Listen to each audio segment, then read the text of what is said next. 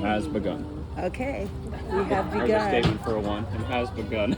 And I guess this is donations, and so if someone that isn't me could think about that at the end, because I don't think about that. Okay. Especially once I'm going and going. Okay. I'm sorry. I'm not even going to be staying. I just happened to come for this, and then I heard this was happening. I thought I'd say hello. See, I have an appointment, otherwise I would. I don't have any response to that. So human design is mechanics. And what that means is that it's not a belief system, it's not a spiritual practice, it's not a religion, it's not anything that you have to take on faith. It's actually an experiment that you're invited into when you learn about it. And the experiment is, this is who you are designed to be, and here's how you practice being that. And if that works for you and gives you a way to be yourself and enjoy your life better and feel aligned with who you really are, then likely you'll keep going with it if you're a practical person. And if it doesn't do that, there's no good in it anyway. So I began, and so anyone who's found human design or human design found them, basically you embark on the experiment.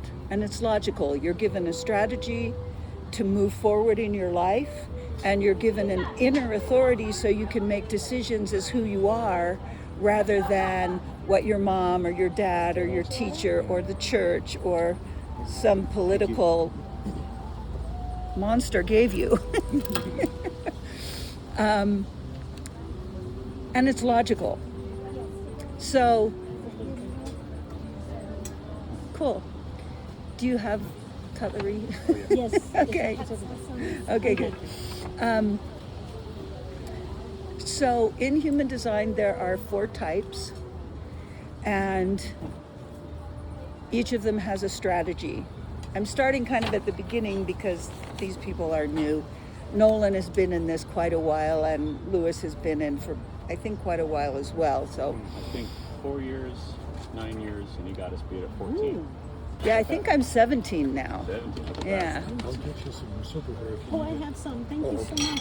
So many. Cheers. So there are 4 types in human design, and one of those has a subtype. About 70% of people are generators. You two are generators. I am a generator.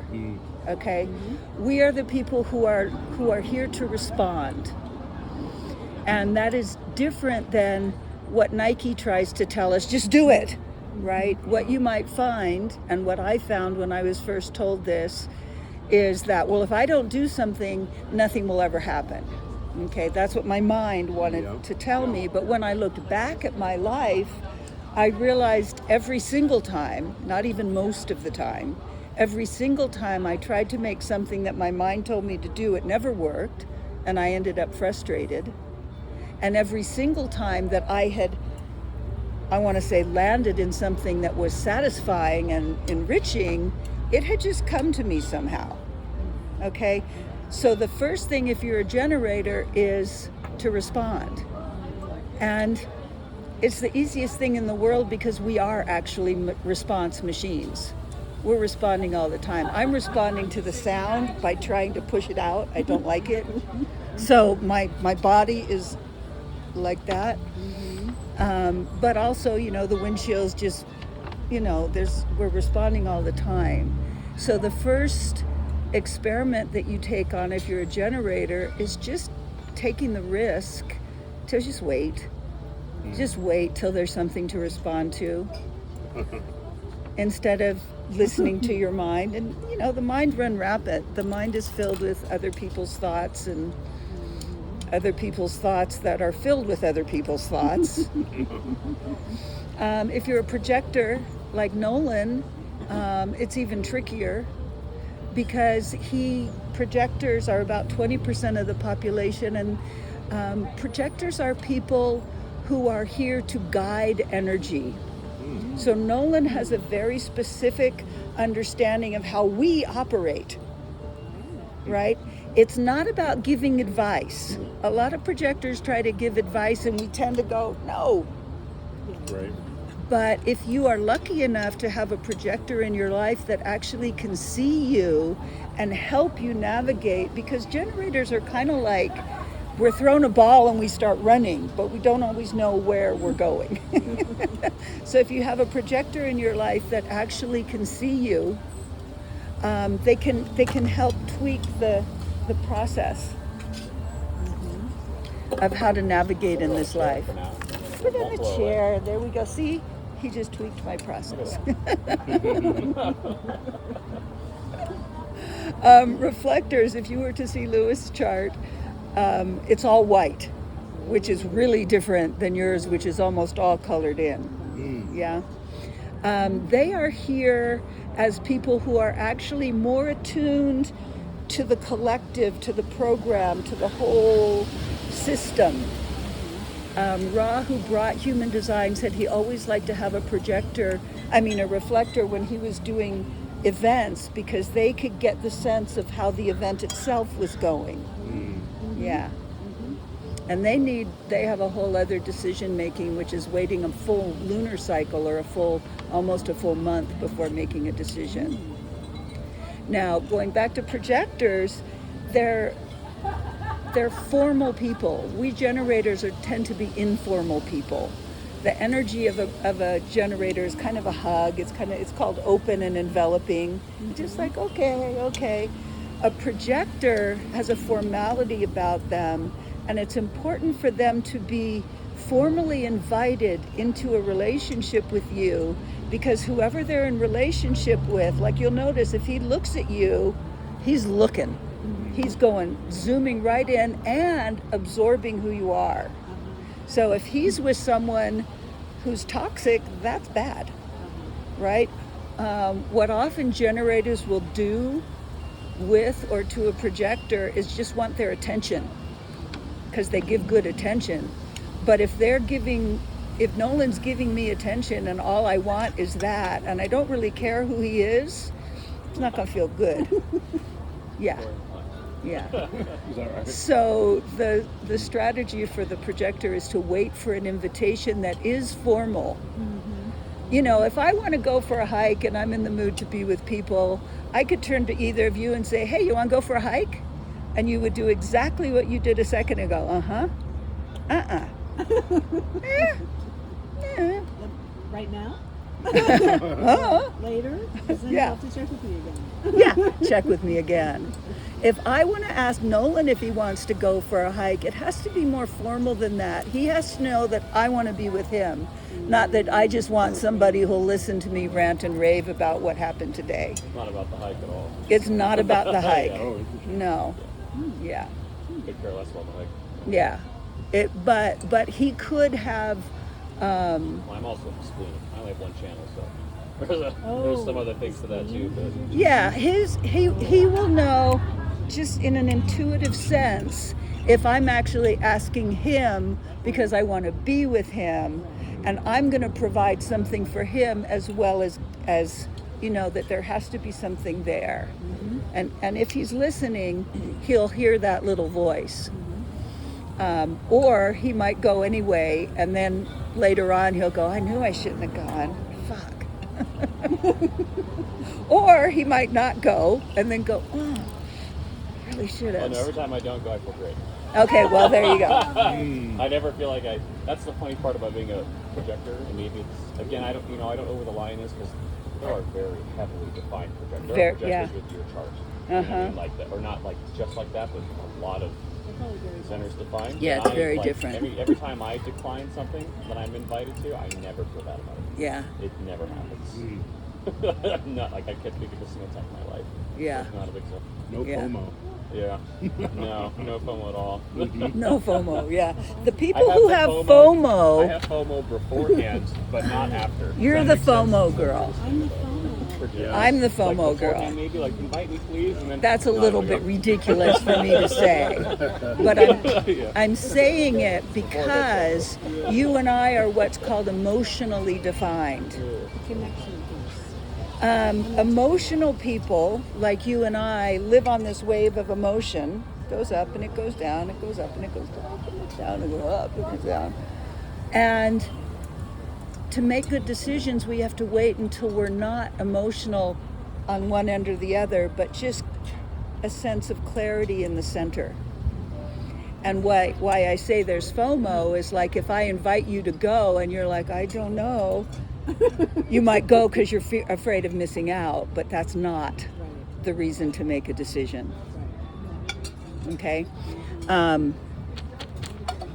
You're sacrally defined, so your strategy is to wait to respond, and your decision-making authority is to wait for clarity. Now, since you're a quad split, you also have to wait until you really feel lined up with something. And a lot of times, people who have a lot of centers and they're split off from each other take a while to digest. Food, life, people. So waiting for you is always going to be better than jumping quick. You, on the other hand, can be a quick jumper, and that can be correct for you. So that's one of the biggest things, first of all, in your relationship, is how do you navigate that? Right. And you don't want to have to not go because she has to wait, but you also don't want to make her make a decision before she has that clarity. She looks deer in the headlights even thinking about it. It's a very interesting dynamic between us. Yeah. So that's I'm normally the initiator, which is probably not what I should be doing. well, But it's out of like a hunger Because for her throat is connected to dynamism in my life. a like G center. engagement. His throat's connected with mine. yeah, that's See that? true. That's Yeah. true. And open G defines G, right? Direction is here, and it's for him. It's his mind. So for him, there's no operating system running the That's true. throat's all about. Yeah, you just, like, your operating system is just splenic. It's very existential. You are very in the moment, Yeah. and you are not so very in the moment. No, I'm not. I feel You're like a I'm process. Trying to catch the right emotional wave Yeah. of the moment. Like, where am I supposed to be doing now? Awareness. Yeah. Actually. Yeah. Yeah. Relationship dynamics are simple and complex at the same time. And there's a lot of different things that we're looking at. So I'd actually like to hear from the two of you as to what about relationships and human design you would like to know about, so we can kind of get everybody getting what they want. Yeah, go first. Yeah. I have like maybe one thing, maybe. But go ahead. I mean, I'm all receptive. Quad right. You're a quad, right? So I love to learn. And I'm here to just take So just everything learning in. it is fun, yeah. Yeah. Yeah. And I'm sure along the way there's things that will come up that'll be beneficial Okay. for relationships. Yeah. Cool. I mean, if you're going to be in a relationship with someone, and I'm not talking, I mean, everything is a relationship, friendships, mothers, fathers, cohorts, all the things. But if you're going to be in a relationship that you're having an ongoing or daily interaction and they're not respecting that you're a reflector who's a quad right, then I'd get out. I'm just going to say that right away because it's just too easy to be projected on. What's your profile? 6'2". Okay. Are you on the roof? How old are you? So that's a little helpful. I'll just watch it all now. And Nolan, you said there's one specific thing you want to know about relationships? I guess more like a statement that you could expand on. Yeah. I spent a lot of time as, well, I'll preference this since you're recording, as a single channel projector with 2 open centers. I often come to... 2 defined centers. Right, but I meant my throat and my solar plexus are completely open. Oh, love that shit. Right, right. And so, relationships for me, I often when I was younger and I was my not self, I was always getting into relationships. Yeah, I bet. Because they kind of like gave me purpose in a way. This is a lot of openness, and the spleen doesn't really care about anything that's happening outside of right now. So Right. it's like, Right. and so it kind of, I guess, added some life, I want to say, when I was younger. But as I've got older, and especially after I've been in human design for many, many years now, I've noticed before I get into a relationship, I often go, well, why do I want to be in this? What Yeah. is this relationship doing? And it sounds like a really Yeah. rude, practical question. But the fact of the matter is, like, there's nothing emotional that I want out of a relationship. There's nothing, like, no identity or, like, feeling-wise that I really want out of a relationship. And really the only thing that I can think of that a relationship could ever give me would be peace, I think. And maybe, like, a sense of home. Does that make sense? That I do crave in many, many ways.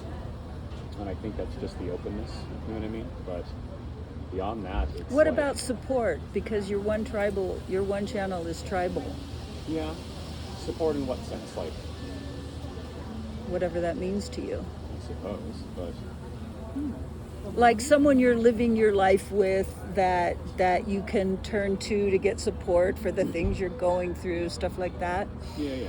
But the problem is the more that I become self-aware and the more I become aware of my unconscious and the more I distill myself and become aware of those, for lack of a better term, energies that are kind of like chaotic and running themselves, the more I realize that I don't really want to be filled with that energy. Does that make sense? You know what I That mean? so makes sense. And that's why I said, I'd be down to have a relationship that was about peace, maybe, and stillness, you know what I mean, and being together with somebody who had that kind of clear environment. But beyond that, I would rather I would rather suffer to make my own money and be self-sustainable than to give up my peace. You know what I mean? And that's something that I've noticed that's interesting. Yeah. And it sucks because it feels like the lesser of two evils almost, Yeah. And it's like a good example, and I'll just end on this one and you can comment on this if you want, but there's a lady that I know that I was in a relationship for a while recently, last year. And she is lovely. Like, she's non-reactive, you know what I mean? She's always willing to take accountability. Like, literally, I could not find, and I tried to find something wrong. I couldn't do it, But at the end of the day, she's an emotionally defined manifesting generator. And I have a totally open sacral and totally Exhausting. open throat. And just being around her makes me feel static, you know what I mean? And it's like, if I spend more than like an hour, I absorb her and I can't. It's too much. And then I lose, there's no sense of belonging, you know what I mean? And it just becomes intense. It's so intense. It's undescribably intense, and it's like, and so the question is, I guess here I'll end with a question, what is a good relationship for a projector that's not a heavily defined projector, you know what I mean? Because Another not heavily defined projector. Or a reflector maybe, I guess, you know what I mean? But Yeah, it's like, I mean... But then I feel bad doing that, because then the reflector is going to reflect me, and I'm like, okay, now I have to be very Well, self-aware. the first thing, like, if we get Which is fine, I super guess. basic, Yeah. the first thing I would say to anybody is be with your own type. And so here's one of the first things about relationships, is that we are all compelled by what's called the genetic imperative. The genetic imperative says one thing and one thing only, and it cares only about this. What would it be? Survive. How do you survive? You make babies. How do you make strong babies? You mate with someone who is as different from you as possible. Okay? Now you almost got it right away. If I mate with someone who's as different as I am as possible, do I get along with that person? I do not. So we all have a compulsion to mate with someone who's very different. That's what we're attracted to. Genetically, it's in the genes. It's wired into us. But, and one of the things that we can look at, we'll see where we go with all of this, because there's a lot of places to go with relationship. But one of the things you can see is if you're looking at this, if you have a full line between two of these centers, that's why it's colored in. So the reason this is colored in and that's colored in is that you have that line between them. Okay? So if you have only half a line, like that one, if you meet someone who has the other half, oh, you complete me. Right? That sounds romantic, doesn't it? It's just mechanical. What happens when we meet? Wait till we find the other one. We're going to find. I know the one that's really going to get you. When you meet someone who has the other half, that's like the not you, right? That's someone really different than me. It's very attractive. Depending on where it is, it can be really lusty and juicy and sexy and yummy, right? And then the projection field happens. So what at first was, oh, I love you, you're everything I'm not, becomes, why the fuck are you that? Can't you be more like me, right? And so what starts out as attraction and lust becomes aggravation, okay? So in an ideal world, we would mate with people that we don't like to have strong babies, but we wouldn't live with them and stay together. Which is probably how it all started. That's kind of what's happening. That is what's happening. So many times. Yeah. And it sounds so crazy, but I have like the 59 gate. You know what I mean? Oh boy. And I'm like, and I have so many times, and it's so embarrassing to say this, but I have thoughts where I'm like, you know, in a perfect world, I would be able to just breed this person and just never live with them again. Yes. It's like the craziest. That's thought. exactly It's just like, true. But it's not like not in a malicious way. Like in a I'm sure they want the same thing. You know what I mean? On that side of the table, but Yeah. you know. I mean, it really is that. Well, because we used to be What- tribal, where they weren't together. Exactly. In tribal times, that was normal. That was it was You probably would be how like, it all you're a good started. person to like, Uh-huh. mate with, so we'll do that, but we And- live in a tribe, so we're not going to have to live together, and the whole tribe will take care of the child. So Right. it's like, Exactly. It was healthier. And then we had, the romantic ideals come about. What is the easiest to get along with is like. If you're that and I'm that and we're that, we can just be okay together because you're not overwhelming me and I'm not overwhelming you. Okay? So if you want to be in a relationship with someone and you want some of that juicy, yummy stuff, you want just a little taste of the difference and then enough likeness so you actually can just get along with each other. so I've got a question for that. Yeah. And here is my real question. Okay, good. So does that mean, as a splenic projector with one channel, root to spleen, I should be looking for another splenic projector with just one channel from root to spleen? Yes. Or they have the opposite electromagnetics? Are we still following the 8 and 1, have some fun, 9 and 0, know where to go, 7 and 2, work to do, Well, 6 and 3, better to be free, Sort time of. not a relationship anymore? sort of, except like I put a caveat on that because if I'm in an 8 and 1 relationship, the only way for me to do that if someone has their own head ajna or own ajna, and no way am I doing that. Right. So I'd rather have 7 and 2 or any of the other ones than be in a relationship with someone who has a head and an ajna or even just an ajna. Right, yeah. But it's So- the same for me with like the emotional center. It probably would be, yeah. So I don't actually go into that very much. Like with these two, it might be more because they're more heavily Yeah. defined, and or even with a reflector. She don't need anybody. No, I'm kidding. Well, what she's looking for is a spleen. Don't look at me. No, I'm kidding. Well, he's got a spleen. Look at that. Uh-huh. We'll tell you what that means in a minute. So yeah. So the first thing is be with someone who you have enough likeness that you can get along. Now you can't really choose that with your children because they just come out with who they are. But you can take a look at that with partners, with friends, with all the other type of people in your life, not your family, obviously, but you can decide not to be with your family. I don't spend time with my family.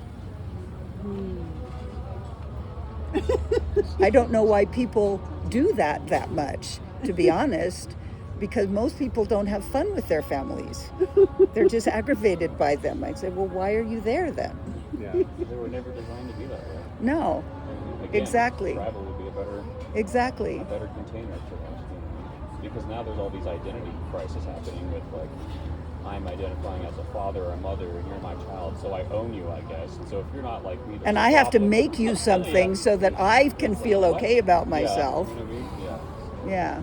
Yeah. So the first thing is like with like, and that starts with type. Projector with projector, reflector with reflector, generator with generator. It's just easier. It's just easier. The next thing is that there are certain centers. So each of these centers has a different quality about them. They represent different aspects of who we are. And when you have something that's open and the other person has it defined, you're doing what's called amplifying. So we're going to talk about the emotional center. That's this one, because that's the easiest way to see it. And we'll see what these guys say too. So we were talking about if someone has a defined emotional center, that would be you and I in this group. We're on this wave of emotion, and it's not about anything. You can make it about something, but that really doesn't help. Lots of weaving stories. Yeah, it's like I'm going to make up a story to justify why I'm sad today. It's not why you're sad. It's actually a chemistry. And it's a chemistry of who we are. And the gift of being emotional is that we have a great deal of depth. And depth is sexy. So people who are emotionally defined have a sexiness about them, just a quality. And that's nice to know. That helps us when people just don't like the other stuff. No, but I'm still sexy. I'm still sexy. That's right. I'll remember that. That's what I told you. So if you have a center defined and someone has it open, these two have it open, and Tony here has it open, it's not only that they are what people have now come to use the term empathic a lot. Oh, I feel your feelings. So what I want to tell you, Tony, is you're not feeling her feelings as she's feeling them. You are feeling them amplified. And you don't believe me, even though you're shaking your head. I totally believe it. It just happened on the way here. Okay, there you go. So whenever you go, why are you so mad? And she goes, I'm not very mad. Yes. Believe her. Yes. So you'll Yeah, because you are amplifying. And if you think of an amplifier like on a guitar, so you have no amplifier and it's da da da da da da, and you plug in the amplifier da da da da da da. But if it distorts, it's right? Depending on your state of being, your state, where you are within your own capacity to deal with someone else's emotions, it could feel really distorted. Now, there's nothing you can do about that other than check in with yourself to see your capacity to deal with someone else's emotions. Sometimes it'll be like, okay, you're kind of in a chill space, whatever. Other times not. Yeah. If you're feeling overwhelmed by someone's emotions, it could be me. It could be, I don't remember your name. Sophia. I have a little program that you can do.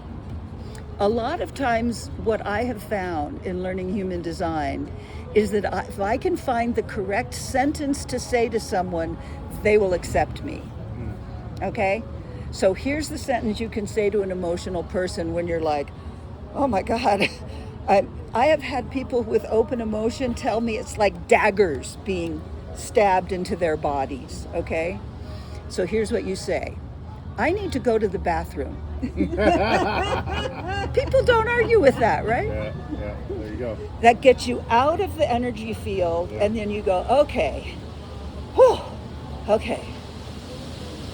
Do I have the capacity to deal with this right now? And if you don't, you find another sentence to say. And since you're both, if it's with the two of you, it could be, I'm feeling actually overwhelmed by your emotion. I do care about you. If you do, you probably do because you have a channel of caring. But I need some space right now. I'm going to take some space. Can we continue this conversation later? Can you call Tiara because she can deal with your shit? Right? Do either of you want to say anything about dealing with emotional people? Yes. It's the responsibility of the person with the emotional wave to separate themselves and to have self-awareness about that. Even if they're upset, does that make sense? You know what I mean? And so it's their responsibility to remove themselves technically from the equation if they know that they're experiencing like a really traumatic negative wave. You know what I mean? And although, you know, I guess it's also the other person's responsibility to also remove themselves from environments that aren't conducive to their inner world, but at the same time, you know what I mean? It's good as non-emotional people to know, I guess, how to remove themselves from that, but technically it's the person with the emotional wave to take some time away to deal with it, because that's something happening within your own inner environment that has to do with you, actually. So.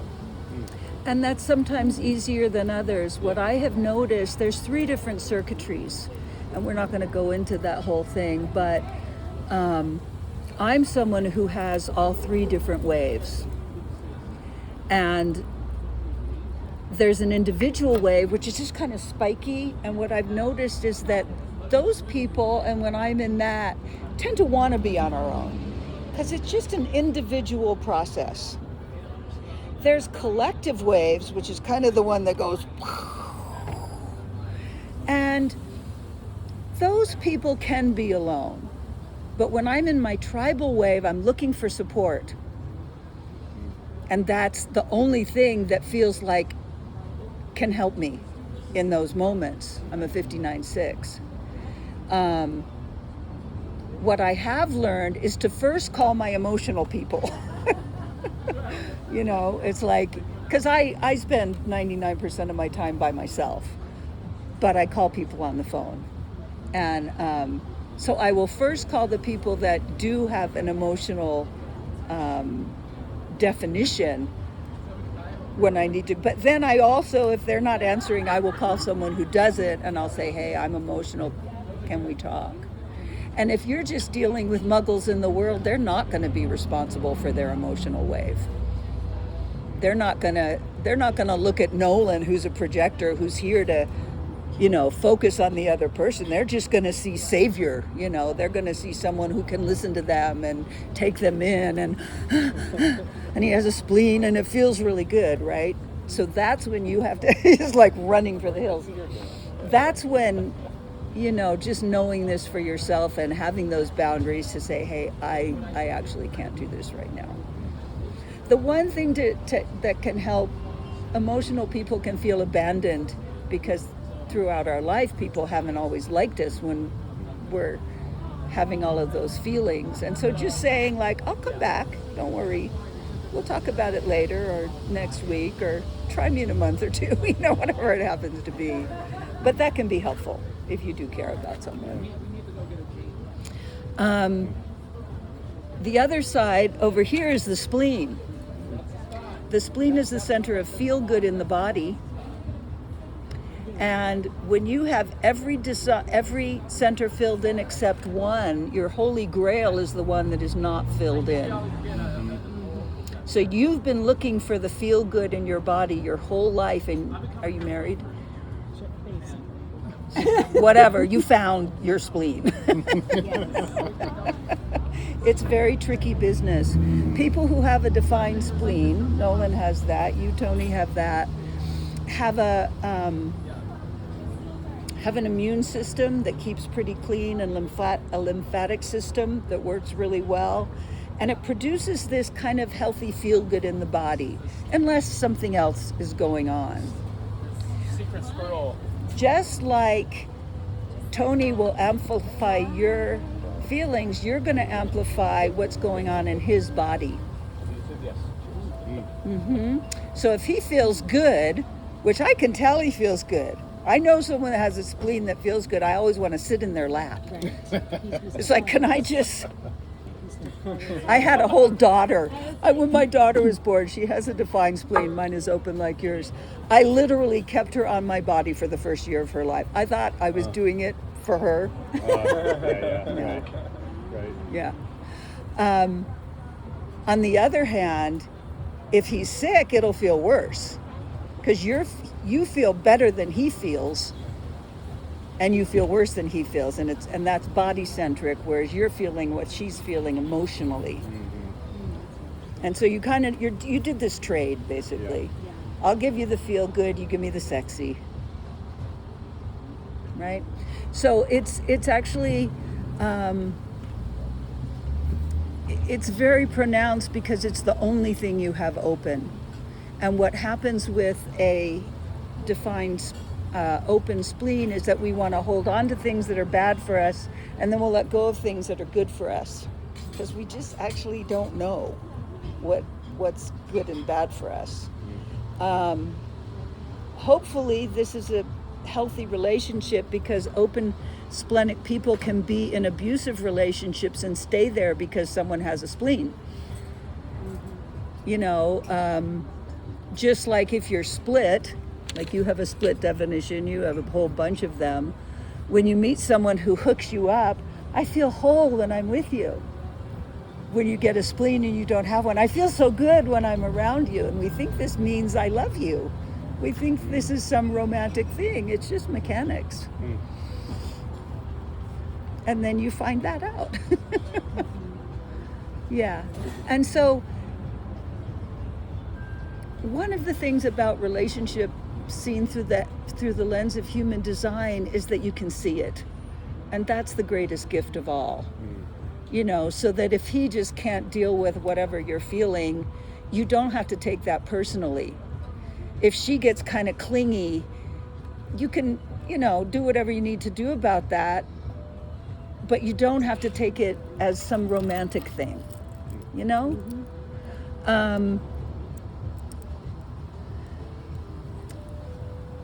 If you are not a generator, these guys are not generators, this is called the sacral. I'm starting that sentence again. Generators have a capacity for energy. We have energy. It comes in different flavors, depending what's there. But we are the people who can use a ton of energy up, go to sleep, wake up and do it again. Okay? If we're doing something that our bodies like to do.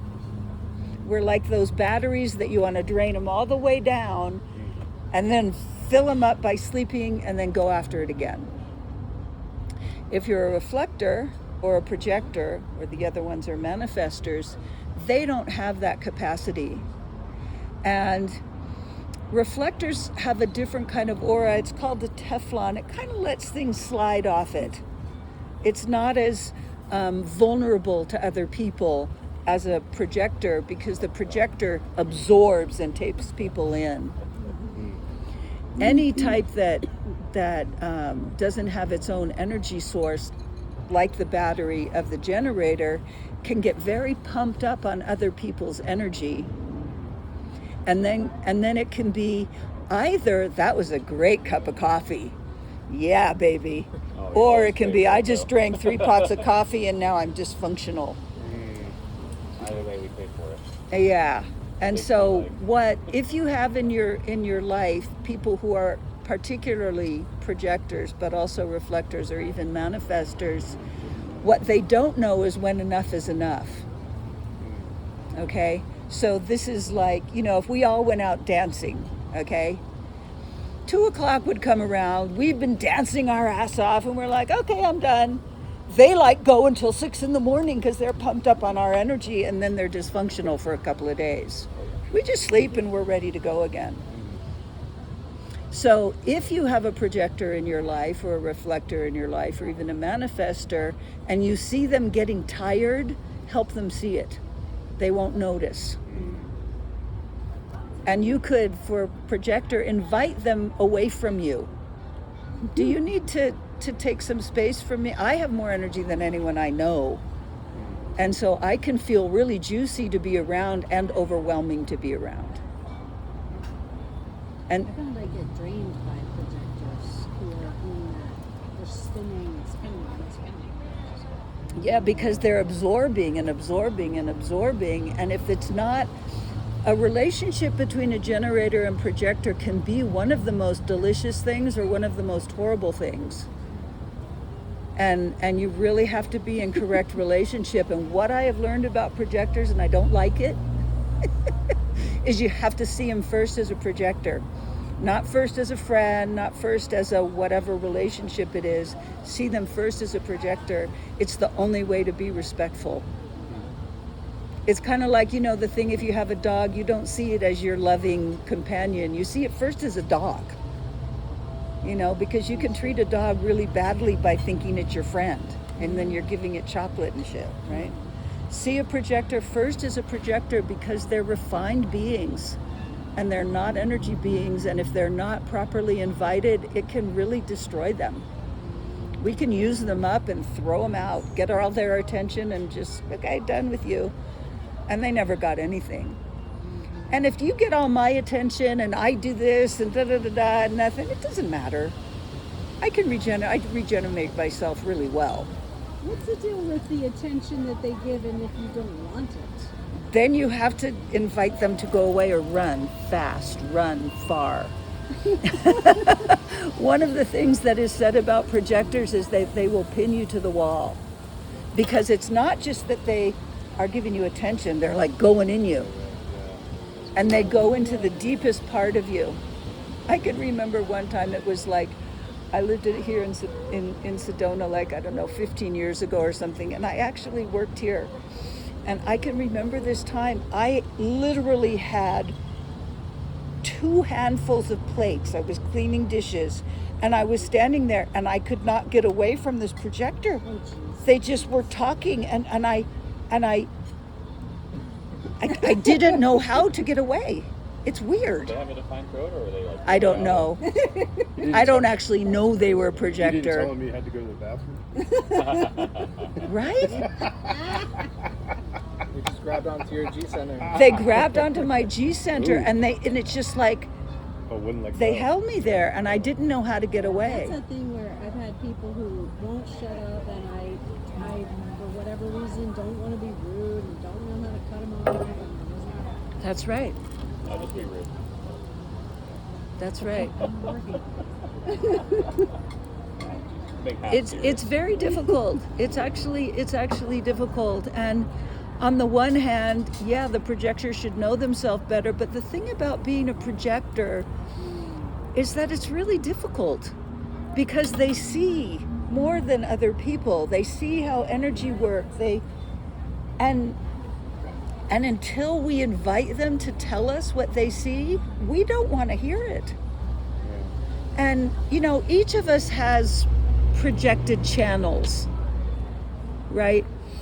So we all know what that feels like. Well, I see this thing about you, but when I try and tell you, you just kind of flip me off. And we know that doesn't feel good, but it feels worse to a projector because that's their whole life. And if they're not invited, it's like, well, what's the point? What I have noticed, I have one good friend who's a projector. And what I have noticed is it's a fine line. When she is unavailable to me, I want her more until she's so unavailable that I'm like, well, fuck it. I don't want you at all anymore. It's like I'll call her 5 times. And if on the 5th time she doesn't answer, I won't call anymore. But I'll try 5 times, so I'm just saying as a projector, like, be a little harder to get so that we have to look at you. Because generators will just take energy from a projector, and they're not here to give energy. It's not, we're here to give energy. Generators. Yes. Because we have batteries. They're the phone that you plug in after every, when it goes down a little bit, it needs to be plugged in again. We're the phone you want to drain the whole thing down and then charge it, Solar basically. panels, basically. Yes. Like the solar beings or solar panels. That's right. Or generators. Yeah. That's right. So if you do have a projector in your life, first of all, take a look at what your relationship is and see if you can see them.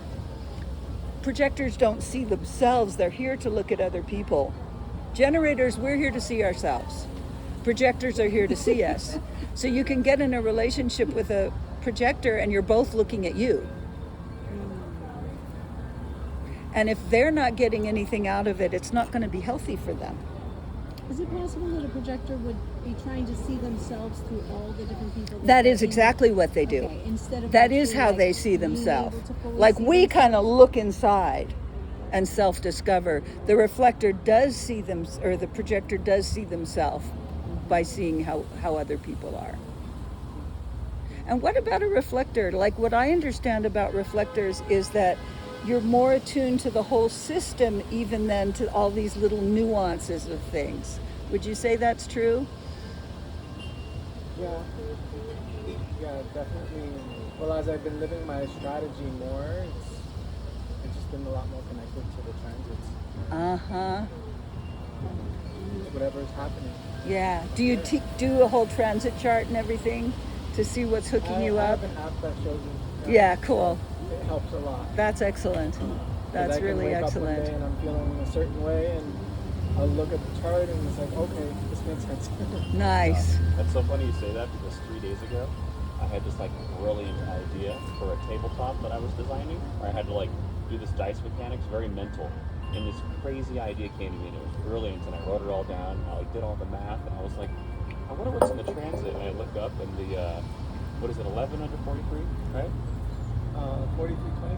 Yeah, 43, I have 23. 43, and 23 And was 23 in, was 23 in. the transit, and I was like, there it is. So I was like, Actually, all that- I have yeah. seen that people who have very little definition can also do that, looking at the transits to see how you're being hooked up for the day. Oh yeah, It can be really helpful. oh yeah, because you're very susceptible. You're more Yeah. just what you are. 'Cause I don't know. I'm a double Kidding. Pisces. I'm Cancer kidding. moon. I feel like you. Every day, like you just whatever the. I mean, energies the are. transits are impacting all of us all the time. But with people who are reflectors, that's their whole world. And for people who are very little defined, it can be really helpful to see, oh, I'm that today, I'm that today, I'm that today. It's not what in the world is impacting you. It's like, I'm a different thing today because that's in. Like he Instead said, of, I'm he on the suddenly way had a from the mental transit. definition because of the transit field. Yeah, that's different than what you're just feeling the stuff that's going on. Yeah, yeah. When you say transit, are you referring to like astrological? Yeah. Okay. I see. Yeah, yeah. Because the transits are also going in human design. Like what he was saying was that he has, you have the whole thing. I love that channel. He has the 23, which is right there, but it's just hanging out. And what came in was this 43. So he had this whole channel. That whole channel has, I see. it has a wonderful, there are some slangs for channels in human design. That one's called the genius to freak. Right? What it is that you are a very original thinker, and if you have the ability to structure language in order to communicate those original thoughts, you're a fucking genius. But if you don't, you're just a freak. And you've probably found that. That's not an I in my area. Am I a freak or? You're half a freak. I'm half. Yeah, happen. No, you don't actually. Yeah, you actually have the 23, like Nolan was saying. So when the 43 comes in, unless you're with him, because when you're with him, it's all there. That would be it. That would be one of the things that hooks you up to yourself. It would actually be so. For a reflector, if you were to see, can you bring up your chart on your phone and show them? When I see a reflector chart, I'm going. It just shocks me every time. Yeah, I don't know that I've actually met. Yeah, let's. They're actually pretty rare. What percentage? I think it's 2%. only 2%. Wow. Yeah. Oh my. Uh-huh. Yeah, right? It's It's like a mirror. You're a mirror. it's called a lunar spatial being. mirror. Yeah, they're connected to. So what reflectors are taught to do is look at the transit field, because if you look at this in 30 days or 29 point whatever it is that a lunar cycle is, the moon will go through every single gate. There's 64 of them. So on specific days, that part of him will get hooked up. That part of him will get hooked up. That part of him will get hooked up. That part of him will get hooked up. And he will experience a different part of himself over the course of those 30 days. That's amazing. And then if he starts watching that for a bunch of months, years, he starts to see the pattern that is the bigger pattern of his life. It's not just kind of the daily, I'm this. It's like, these are the aspects of who I am.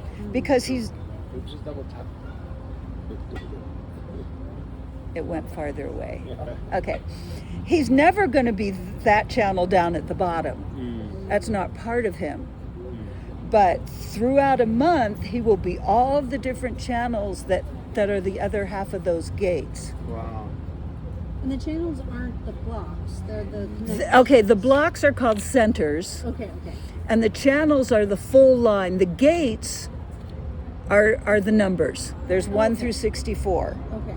Okay? When you have a channel, it's when you have two gates that meet each other and form a whole line. Okay. So it's the 50 to the 27. Okay. Or for you, it's the 37 to the 40. Those are called full channels. Those are life force energy. That is what is reliable about who you are. It's your definition. Are those what get used in the gene keys? I feel like those sound familiar. Probably. I mean, Gene Keys is an offshoot of human design. I haven't gone into it that much. It's a little abstract for me. I like the logic of human design, but a lot of abstract people like the Gene Keys. So the first thing that what I notice most, I'm a single definition. Nolan's a single definition. You're, I guess, a single definition. A no definition. What we are most aware of is these things like, I have this open, you have that defined. That's really impactful. Like, you have the open emotion, you have the defined, you have the defined spleen, you have the open spleen. And that is the most compelling thing for me. And I want to look at these other ones that you have, because that's impacting your relationship. But when you have a split definition, you're a quad split, you're a split. What that means is you have this energy. What is defining that? And you have this energy, and they're connected to each other, right? Is that a whole line there? It's hard for me to Looks tell. like it. Yeah. So this is connected. So the sacral is connected to the spleen, is connected to the root, is connected to the sacral, is connected. It's a whole system, okay? And then you have this other system up here where the ajna is connected to the throat. But this system is not connected to that system. That's what makes it. So that's what makes it a split. And then we could look at yours and see that there's actually 4 different systems. Okay? So when you are a split definition, you're looking to be hooked up. Now there's a thing called the triple split, but none of us are that. But triple splits don't want to be all hooked up because it's too much for their system. But a quad split or a single split do want to be hooked up because you want access to yourself. And so people who have split definition, that can be the most compelling thing, even compared to, I have an open this and you have a defined that. Depends. There's human design is very specific and each person is very different. So it's, generalizing too much is not going to be a great thing to do. You, Tony, have what's called a wide split. Let me see if I can take a look at this over here. So this is connected to this. Okay, so the emotion is connected to the ego, but that's its own thing. It's not connected to anything else, okay? Let's say that was the only split you had, We're not going to talk about that. If you were to get this, see you have that 51 right there. If someone has the 25, that would connect you up to that whole two systems. Okay? And so if you weren't a quad split and that was the only thing you had, that's called a simple split, where you're looking for that one gate and you want it to be in anyone and everyone you meet, because that hooks you up. It's your holy grail. Okay? When you have a wide split, there's not just one gate that, well, I take that back.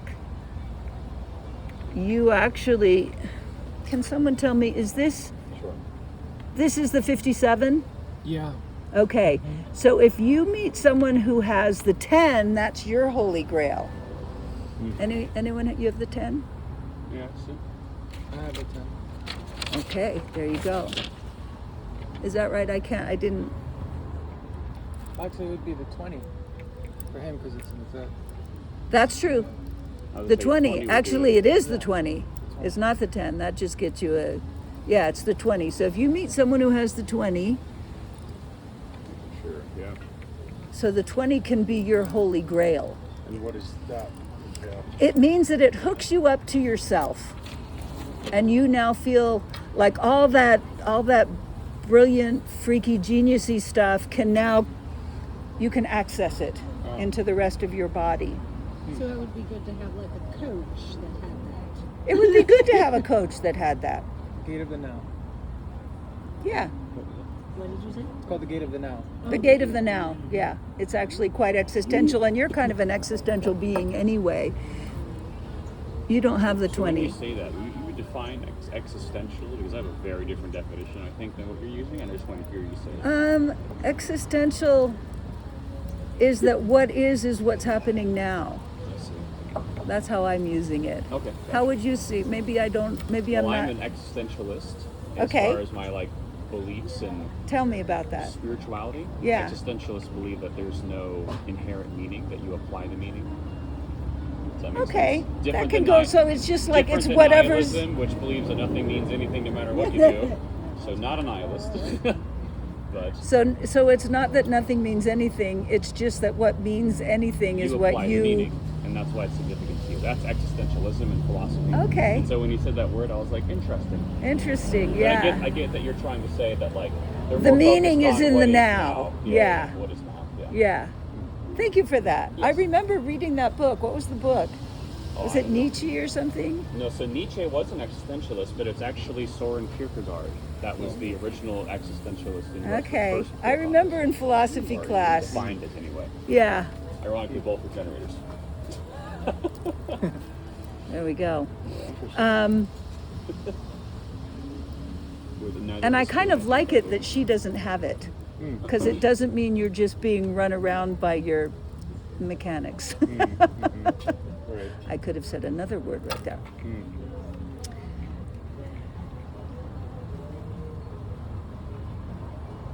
Was it yours? Yeah, It is. sure. It To is. see his beautiful lunar mirror. Yeah, mine is just one step up. Yeah. It is. It is not always the healthiest thing to be unconscious about what we are doing and running around trying to find something that we don't have. Yeah. Look at that. It is not always the healthiest thing to be running around looking for something we don't have. And that's what most of us are doing, you know, for one reason or the other. You know, a non-sacral person is frantic for energy. I have an open throat, so I'm always looking for attention. Open spleen, we're wanting to feel good. At the end of the day, it doesn't really give us much of anything. What gives us what we're really looking for is when we be who we are, not when we try and find what we're not. Yeah. Yeah. In relationship, it is really helpful to see the dynamics. So you can see that, you know, that emotional dynamic, you might not even feel that emotional, and he might be like kind of starting to spin around. I've actually been told, it's easy to say, oh, there's that quote by Marilyn Monroe, if you can't accept me at my worst, you don't deserve me at my best. It's kind of an emotional thing to say. She was emotionally defined. But I've also had people tell me that I seem extremely manipulative when I'm high on my wave, because I get really, really excited. And it seems to them like I'm trying to make them Come along. be excited with me, right? I'm not. I'm just excited. Well, there are emotional people that do that. I could see that in the tribal wave. But I would question whether they're doing that or it just feels like they're doing that. I see what you mean. Because we amplify. Yeah, because Yeah. one of the things like that this came up with about someone is I love the Camino Santiago. Okay, it's this walking thing in Spain. Oh yeah. I actually think everyone would love it. I know everyone wouldn't love it because who wants to do all of that, right? But when I get excited, it's like, oh, and I want to talk about the Camino, and you could do this, and you could do that, and you can go here, and it's like this, and it's like that, and people think I'm trying to make them do the Camino. I'm just that excited about it. Yeah. Well, I do know some like emotional defined people that like if I'm upset with them, they will. How do I word this? Like I'll be like, I'm upset with you about this thing, and they will like sidestep rebuttal my statement, and then say something else that's positive in order to maintain the positive wave, so that it doesn't sink. This does happen. It is a thing.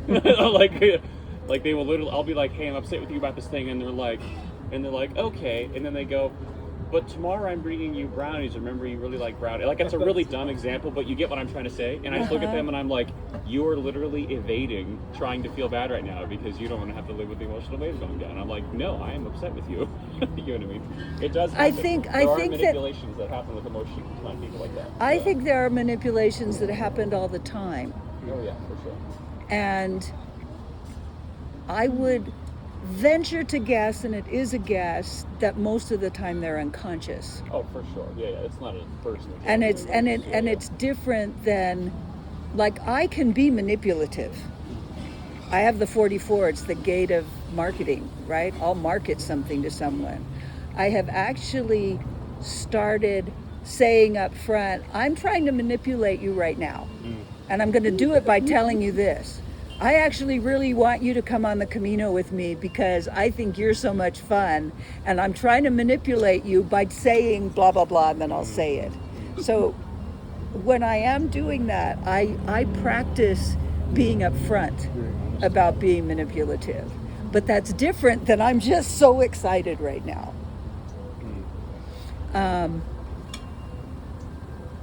And I would hope if we become better and better friends that you would take the risk to be really direct with me and say, hey, wait a minute. I get that you're excited, and something you said really landed wrong on me. Oh, that's already me anyway. Can we talk about that? Yeah. Because, that's very me anyway. yeah, good. Yeah. Especially Because an open throat. I'm like, oh no, I'm not going to hold on to that. That's often people who have an open emotion have spent their life avoiding confrontation and truth because it hurts. If I tell you I'm mad at you, your emotion's gonna come and hit me over the fucking head, and I don't want that, so I'm gonna put on a little phony smile and pretend everything's okay.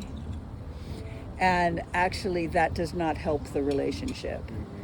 I have a friend in London who started taking a risk by telling me what was not okay with him in things that we would do, and what he found is that I loved it.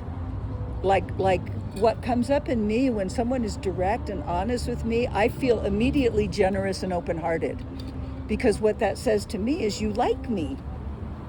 You like my friendship enough to say something like that to me.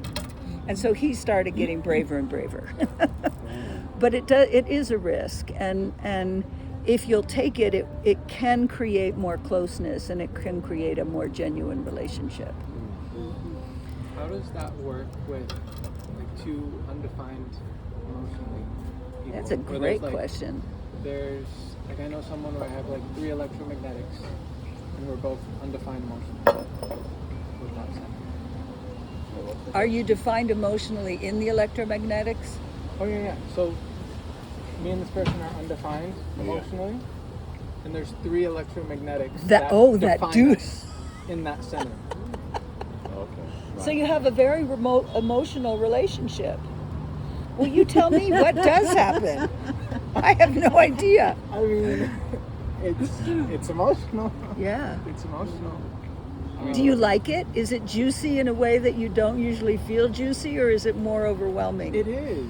It Yeah. is. It's like they don't have a wave, so it's comfortable in that sense. Right. But between us, there is kind of like a I was just gonna say, dynamic. it doesn't create a wave because this is a weirdest example, but when I met Teal Swan, me and Teal had 2 electromagnetics that are emotional, and like this is a really weird example, but it's another reflector. You know what I mean? And neither of us were obviously emotionally defined, and there was this feeling of like, I don't know, like it's like.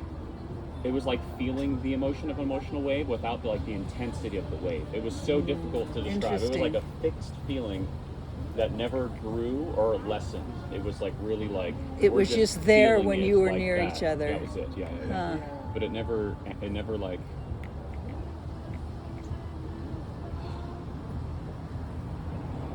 I don't know how else to describe it. You know what I mean? That was actually Yeah. well described. Did you have times of conflict with each other where you had to deal with?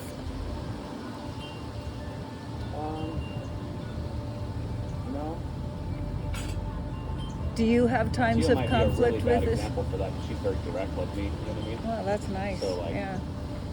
But no, it was really pleasant actually. You know what I mean? But again, I'm very open, and that's another reflection. So it's just like, what is there besides space and openness and peace? You know what I Right. mean? And if it was Right. a feeling, Yeah. it's just really like it was really mellow, but it was present. I don't know. It's so difficult to describe. You know, it's Yeah. like you know.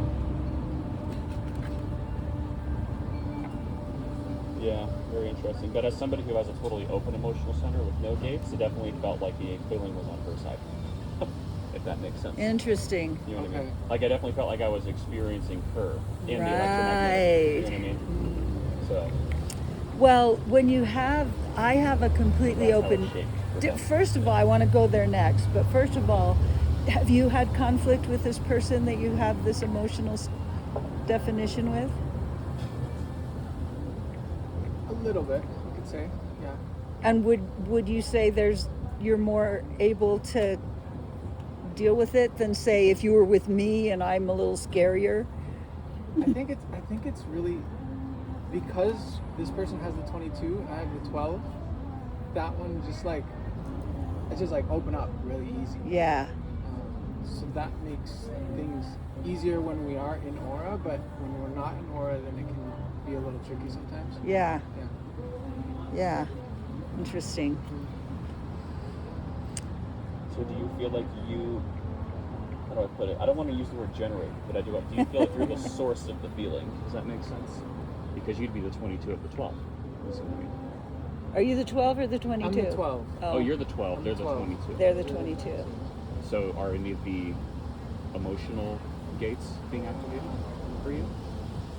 Actually, I only have the 6, and that one is in. Oh, so you guys are 59-6. Yeah, we are. Yeah. So does that mean that they're? Well, actually, right now. That's right. I Right was now. just gonna say, hold on. Right like, now. Do you feel like when we relate, that there's a feeling that you experience? Because when I relate with you, I feel like it's in you, Yeah. I think and I you're right. absorb it. I feel Yeah. That's Yeah. cool. That was He is a good. peaceful aura too. Yeah. But That's it's why I like cool. them. You know what I mean? Yeah. There's no like, I don't know. For really open types, it's like it seems so cliche, but it's like always looking for peace. And I don't mean that like in a manifestor sense. I mean that like I'm always looking for the Ease, openness. yeah. I'm always looking to be relieved from the From all the pressure from all of that the, like, definition. the definition. You know what I mean? Yeah. I'm always looking to be like, okay. Yeah. You know what I mean? So It it's doesn't like, have to keep coming at me. Because the spleen doesn't bother me. My root does bother me though. My root is like lit. But like Yeah. And it's on my own roof, obviously. That's up. You know what I would find interesting, because the 6, I'm a 59-6. The 6 is the mother of all 3 of the waves. So if you're a 59-6, I have all the 3 different types of waves. And I'm curious if when you're together with Lewis, if you feel different waves coming from him. Are you waiting for anything else? So here, I'm gonna Thank you. Share this with anybody who wants. Otherwise, it just seems excellent. But continue. So that's just something I'm curious about. When I learned that about me, I was like, oh, they are actually 3 very different waves. The individual wave is like spike, spike, spike. It's like that's people when I'm with someone and they say something and I'm immediately irritated and I'm like, yeah, you know? They're like, whoa. And I usually see it right away and apologize because I didn't mean to do it. The ratchet, the collective wave first is the one I can feel it coming. I'm like, oh. It's like, it's kind of like a tsunami. It's just like this big fat thing. The ratchet wave is the tribal one. It goes up, you feel a little good. And it goes up, you feel a little better. It goes up. When it gets at the top, it's a bit manic. And I always have the thought, I'm never going down again. I feel so good that I don't ever have to not feel good. And then it's a brutal crash. It's like those waves that crash on the beach and they can break your neck if you're there. Yeah. Which one are you? What do you have? You have a tribal wave. Oh, maybe that's Does why the I avoid sensitivity tribal events. Well, Ah, that makes sense. Yeah.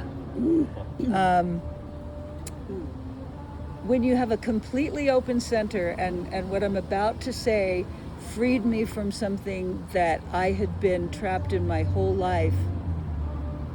I have a completely open ego. You have it open, but you have a little gate in there. You have it defined.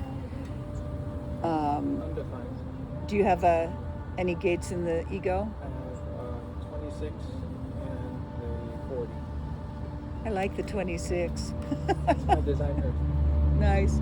The 44 is my personality son. So it's like most of the people I know have 26. It's very funny. That's the ego. When you have an open ego, you don't have a sense of what is valuable, what is worth, and that includes yourself. So we with an open ego don't know that we have value, don't know what we're worth.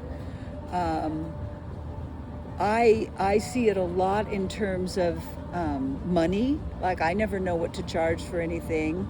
I have a very hard time even charging for anything. I spent all of my life trying to prove I was worthy. And I couldn't, because that's not what I'm here for, right? If you have a defined ego, you have a sense not only of your own personal worth, but of what value to place on things, what all of that. I've done some events where there's enough people that there's a few people with a defined ego. You're the only one in this little group. And I'll say, okay, all you defined ego people, go stand over there. And it's wild. Every single time I've done it, I can't really do this, but I pretend.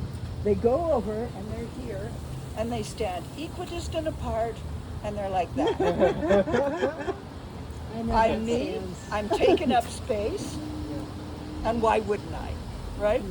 Whereas, I'll be in a group, I'm usually in the emotional group, and we're just kind of all mushy, or the splenic group, they're all like high alert,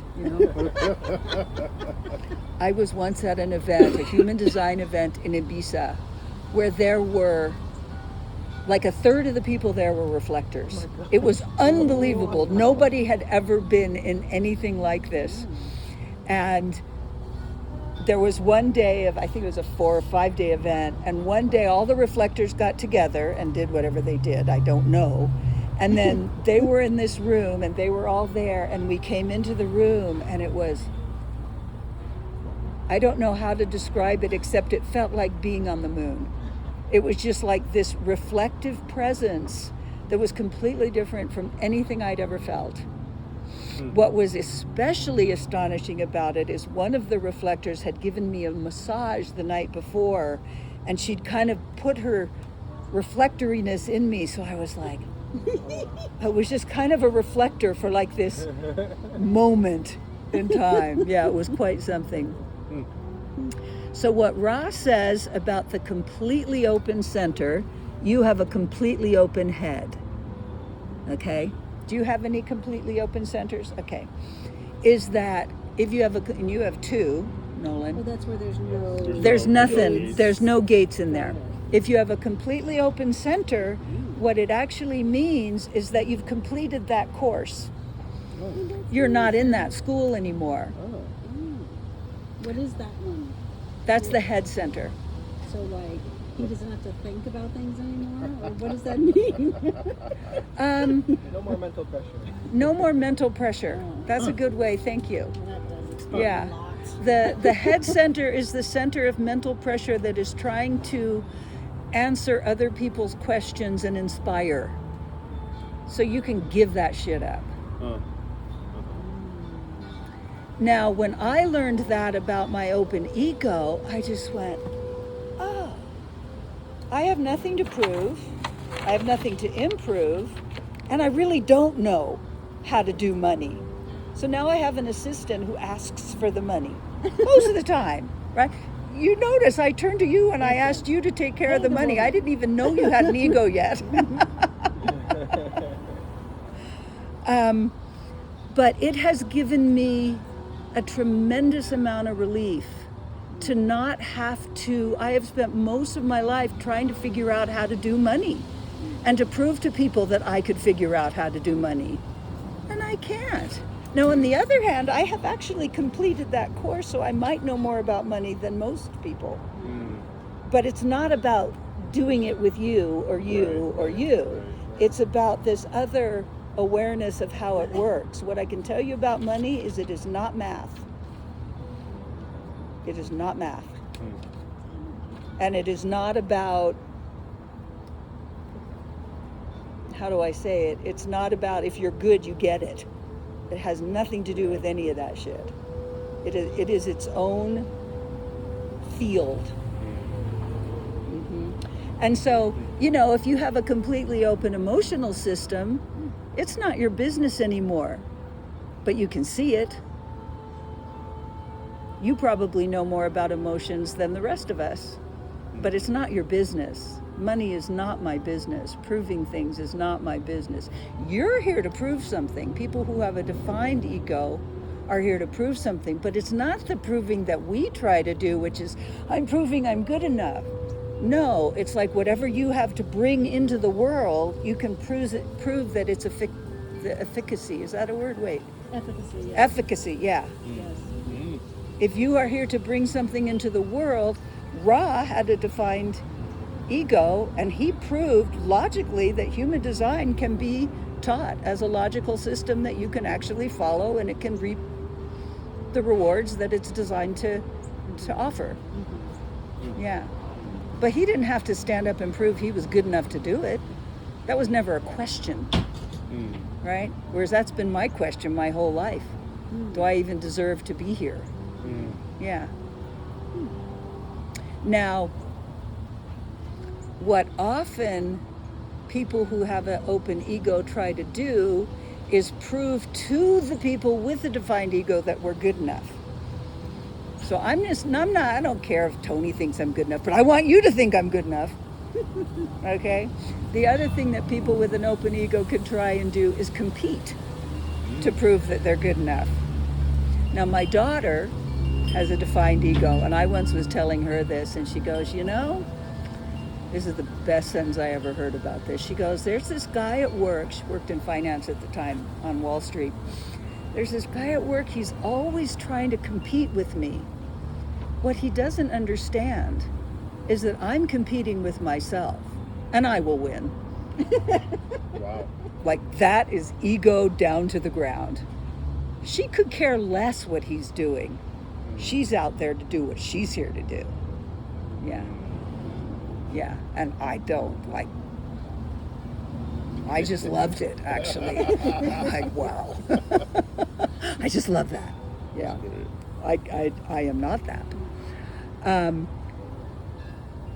One of the things about having that one channel that you have there is that that's called the channel of the bargain. And another thing about the ego center is that it's the center of willpower. And so people who have a defined ego can make a promise and use their willpower to keep the promise, period. Now, there's a very big problem if you don't have an ego center, because we are not designed to make any promise ever. Okay? It's different, for example, if you have energy and you have this channel of caring, so you have energy to care, right? So in a way you have an energy to keep caring, unless you don't, and then you don't. But you can't promise to care. Okay? Can you feel the difference in that? Yeah. So if all the rest of us who are not Sophia, are not designed to make promises. Nolan and I were going to get together, and he wrote a message saying, actually, this doesn't work. But we hadn't promised. We had just talked about it. So it wasn't like there was any problem with that. We didn't say, I'm going to be there no matter what. Hopefully we would never do that. But we could say, hey, that feels right. Let's do it at that day, and we can check in the day before. That's what I'll often say to people. I'll check in the day before if you want to do something with me. Unless I feel just energy. Huh? And what center are we talking about still? Ego. Making promises. So if you don't have a defined ego, just don't make them. Just don't make promises. If you have a defined ego, you better not make a promise unless you are really clear on your emotional wave that it is correct. Because if you don't, if you make a promise and it is not correct for you, if you break it, You're in purgatory. you are in purgatory. I am not kidding, and you know this better than I do. Because if it's not right for you and you break it, you break someone else's heart. And if you keep it, you break your own heart. So what I'm saying to you, and I'm saying it strongly, is you better wait till you're emotionally clear before you make any promises. Because if someone came over here right now and asked all of us to make a promise, 4 of us better not. You better wait until you're clear. But let's say we're all out of sorts and we go, oh yeah, we promise. We'll come here tomorrow at the same time and do blah, blah, blah. And none of us showed up. Whoever that was would go, oh, those fucking flakes. But Sophia, she really should have been here. Oh, that's that. Then I get projected on. Well, you break their heart. You break their heart. I'm not breaking a heart when I don't keep a promise. People just think I'm flaky.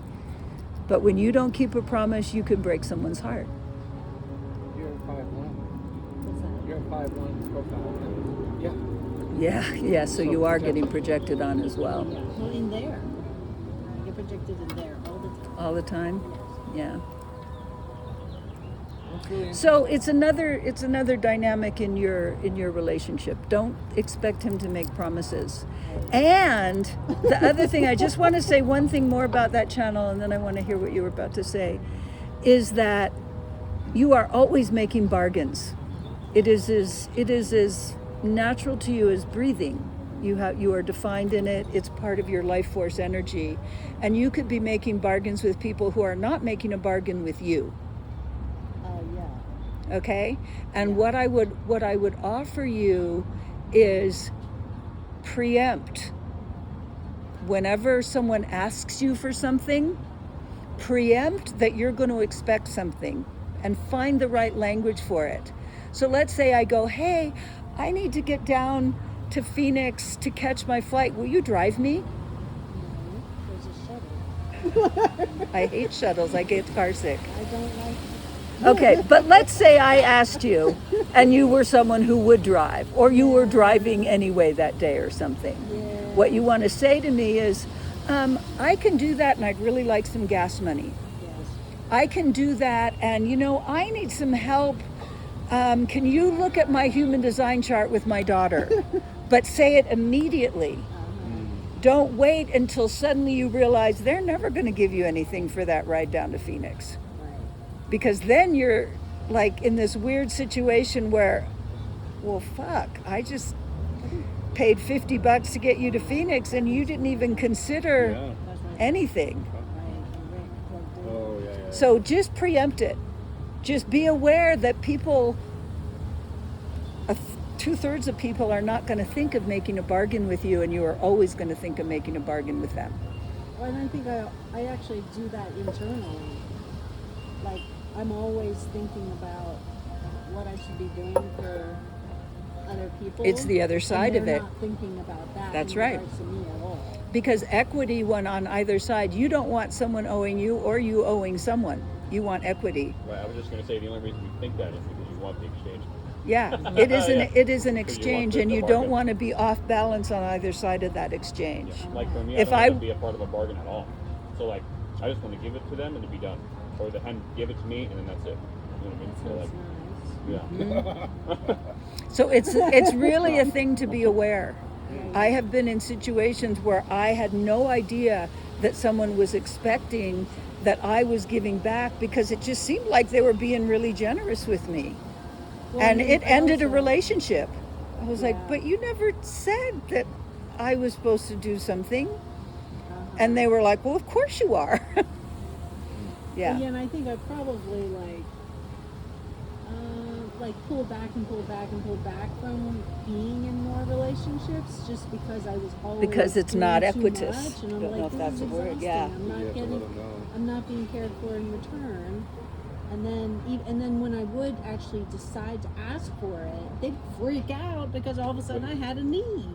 Right. That's why And I'm then I saying lose a preempt friend, and with I'm it. like, what the heck is As this? soon as the question comes up, that's when you put the bargain in the field. You know what's really funny about that statement though? That's actually a general ego statement. Because Theo says the same thing.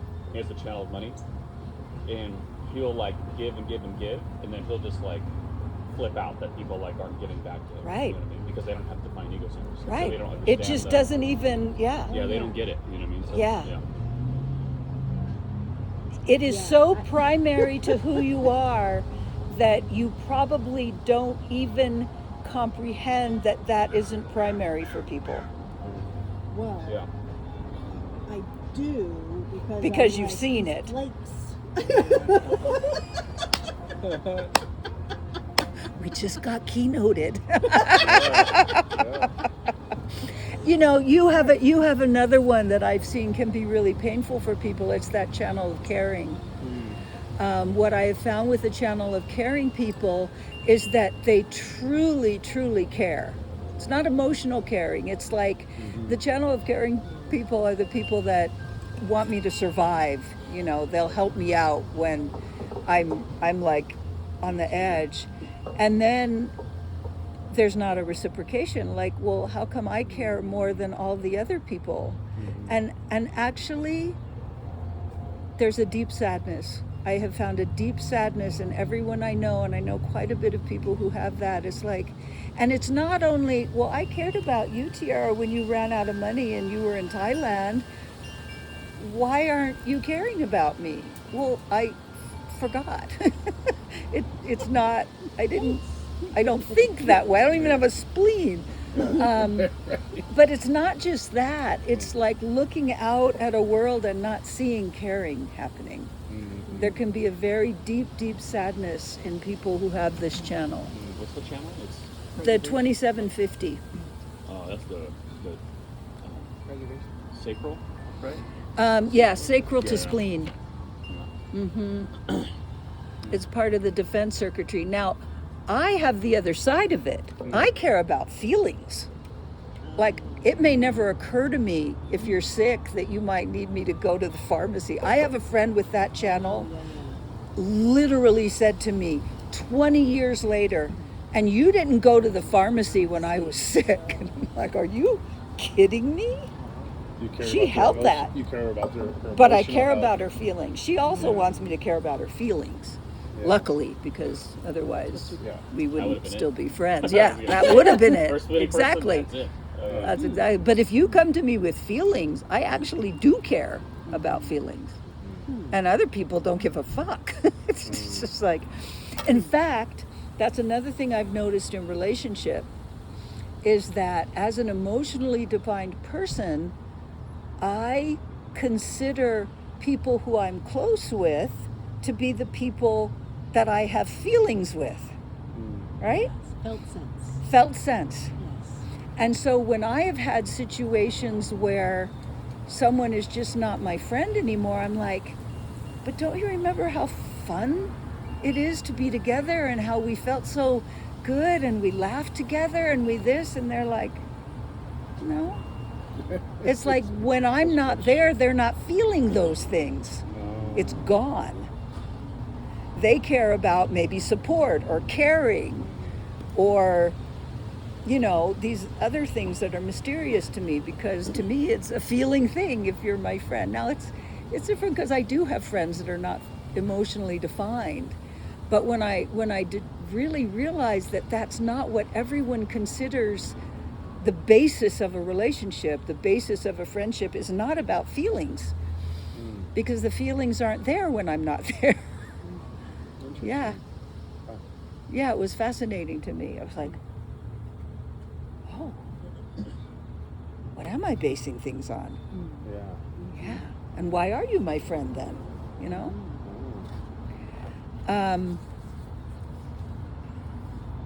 Anyone want to say anything? What is our time?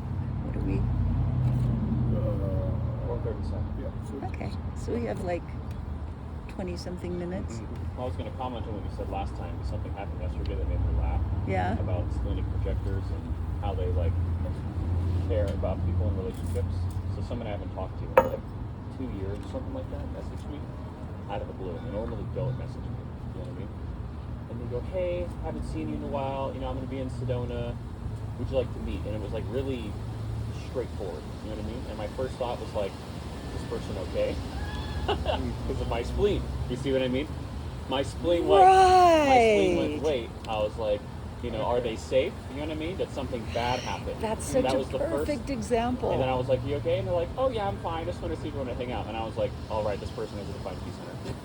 I was like, wait. That's so interesting. I was like, oh, never mind. But in that moment, what the most extraordinary thing about that is I felt, how do I put words to it? I felt really like,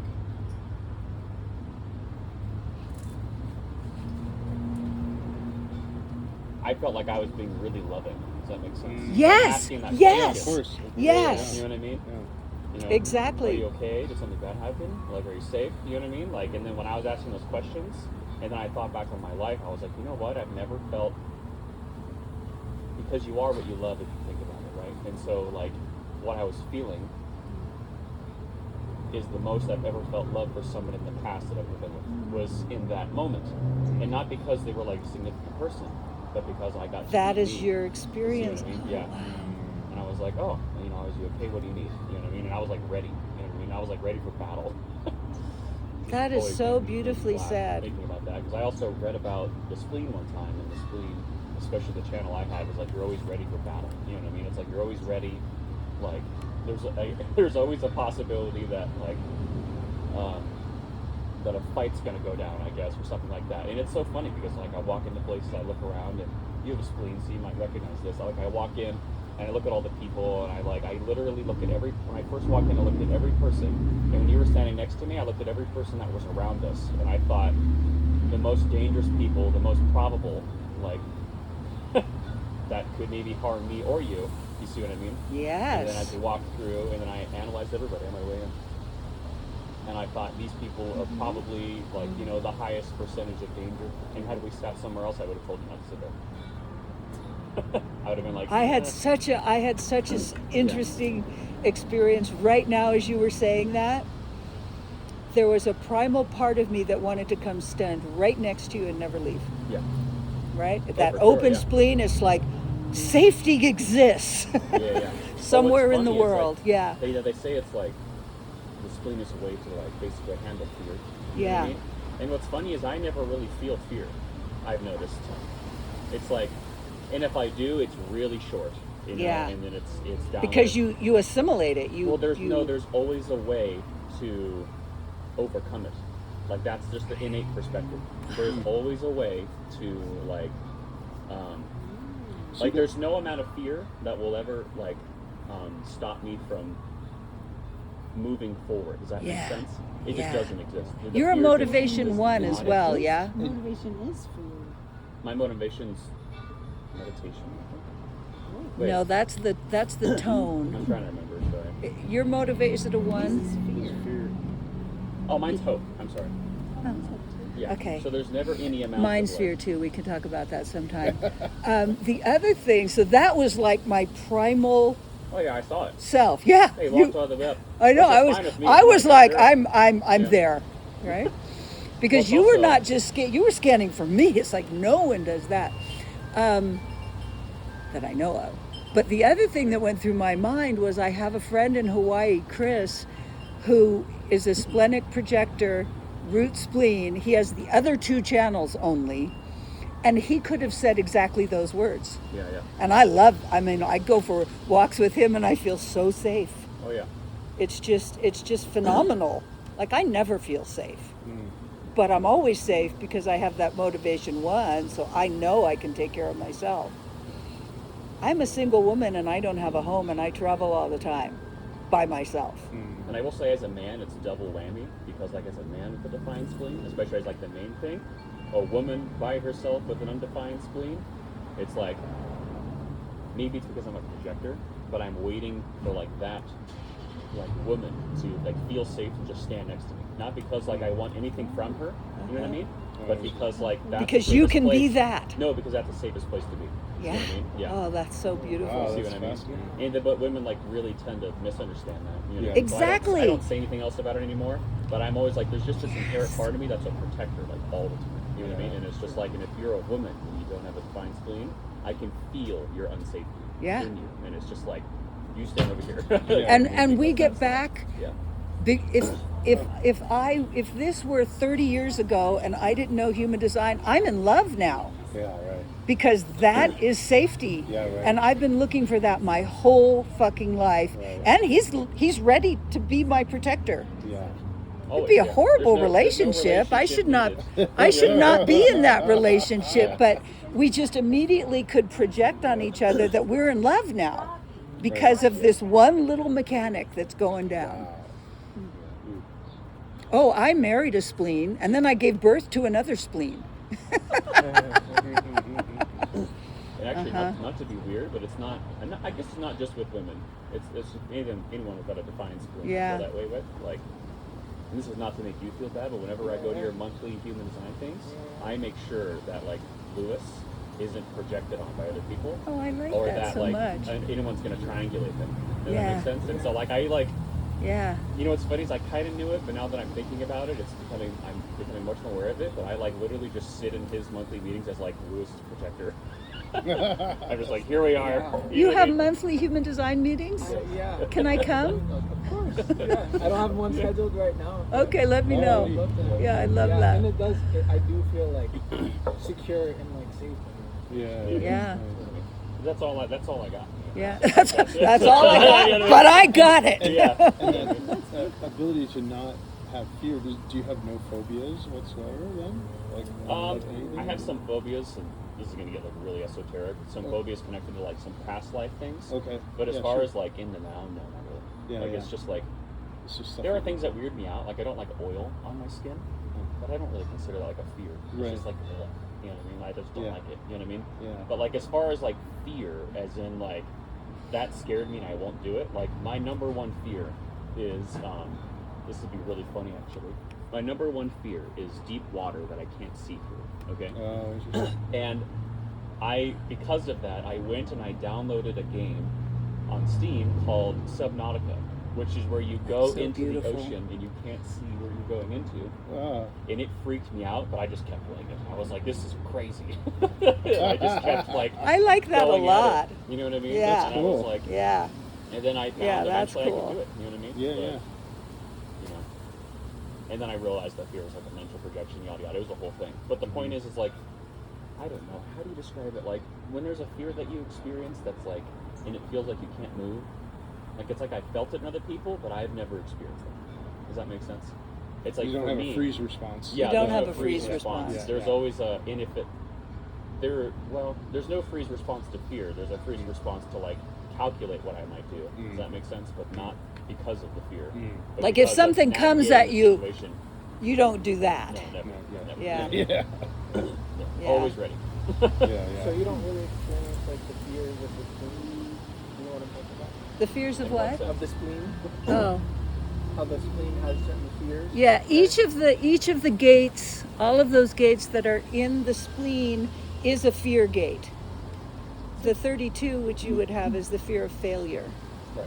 Yeah. What I have Oh, found, you mean in that sense? Yeah. yeah, Okay. what I have found with the fear of failure is that often people who carry that are more aware of working to succeed than being afraid of failing, if that makes sense. Right. Yeah. It's like it's when you're in your not self, you fear failure. Does that make sense? Okay. Does that make sense? Yeah. But when you're in it, like there's no failure. Does that make sense? Because You're just ready. Because You're that ready to- channels transformation. Yeah. So it's not happening. You know what I mean? So it's Okay, just like, I see. yeah. So whenever I'm in my not self, I fear failure. Yeah. But when I'm not, then it just doesn't exist. It's just gone. You know what I mean? So you would be afraid of dying without purpose, that there's no meaning in life. Absolutely. You'd be afraid of the future. That's a 57. And what's the 50 fear? Fear of responsibility. I have that one. I have actually these two. The fear of responsibility, what I've found is that when I'm given responsibility, I do it really well. But until I'm given it, I won't take any of it. So it's an interesting juxtaposition. Like, I'm much better if I'm working somewhere being the manager than being the lowest person. If I'm the lowest person, I'm just out for myself. Well, what am I getting? What am I getting? If I'm the responsible one, I'm looking at everyone else and being in that role. So it's interesting. It kind of goes along with that. Like when I'm in it, Well, I also have it's this- not a fear. I also have the right angle cross of demands. So You have what? the right angle cross of demands too. Oh yeah, I don't know much about that one. I'm So curious. basically, like, and then there's something else in my chart. My whole chart is basically revolves around keeping track of others. You know what I Oh, mean? interesting. And so, like, I am a terrible. There's like a joke that I tell people, and I've forgotten it. Oh, I don't play well with others, kind of a thing. You know what I mean? It's like, you know, we can. Well, we that's can do base whatever, one but down if we're to the gonna agree ground. to do something, you know what I mean, and we're gonna do it, then like, don't expect like. Don't expect cooperation. You don't expect cooperation. You know, expect Yeah. me to want a result. I guess. You know Yeah. what I mean? I don't know. Like, Yeah. I don't know what to say about that. Well, I really differentiate cooperation and collaboration, and now we're getting into base territory. Yeah. Because cooperation, everybody but base one, I'm not going into all of this, will cooperate for the good of the whole. But base one people, which is Nolan and I, we don't care about that at all. But I will collaborate. But that means you do you and I'll do me. Not we both give ourselves up to do something. Right. Exactly. Yeah. Exactly. It's different. Very different for me. Huh? Sorry. I can't hear you. Do you have a YouTube channel? I do. It's called Tiara Teaching Human Design. Tiera. I'm actually in fact, I might put this one on it because you guys are not, I don't have to worry about copywriting you. Nope. Can't do it. My voice. Thank you for asking. Yeah. Tiara, Tiera. Teaching Human Design. It should come up. Other people have looked for it and found it. I think I found you. Not TRTV? Tiara TV. Oh, okay, great. Yeah, Cool. Yay. I know. I want to be on TV. So I call it Tiara TV. Yeah.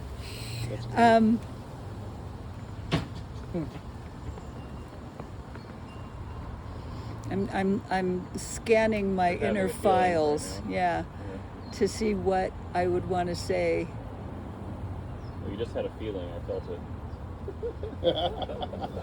Well, Did you well, feel I had a good feeling that someone wanted to see me on TV.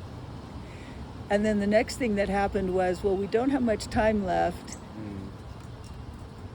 And I do this inner scanning thing. I have all these human design files inside of my brain. Do you have anything to say? Okay. To align it. Yeah. Oh, do your projector thing. Yeah, right. I was waiting for that. Uh-huh.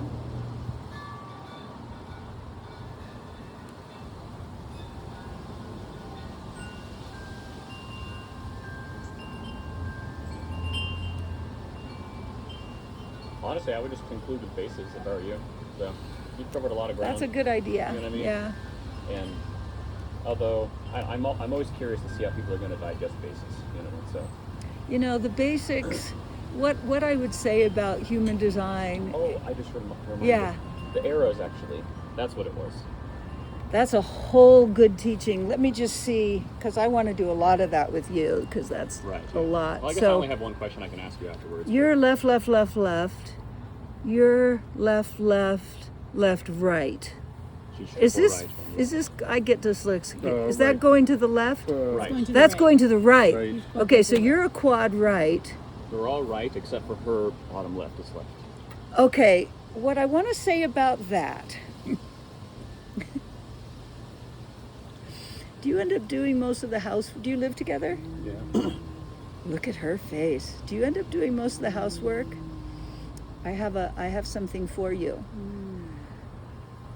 This It was my idea to come here. You know?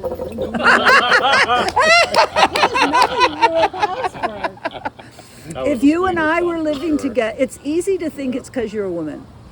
If you and I were living together, you'd still probably be doing most of the housework because I am right, which is passive in the environment, and you are left, which is active in the environment.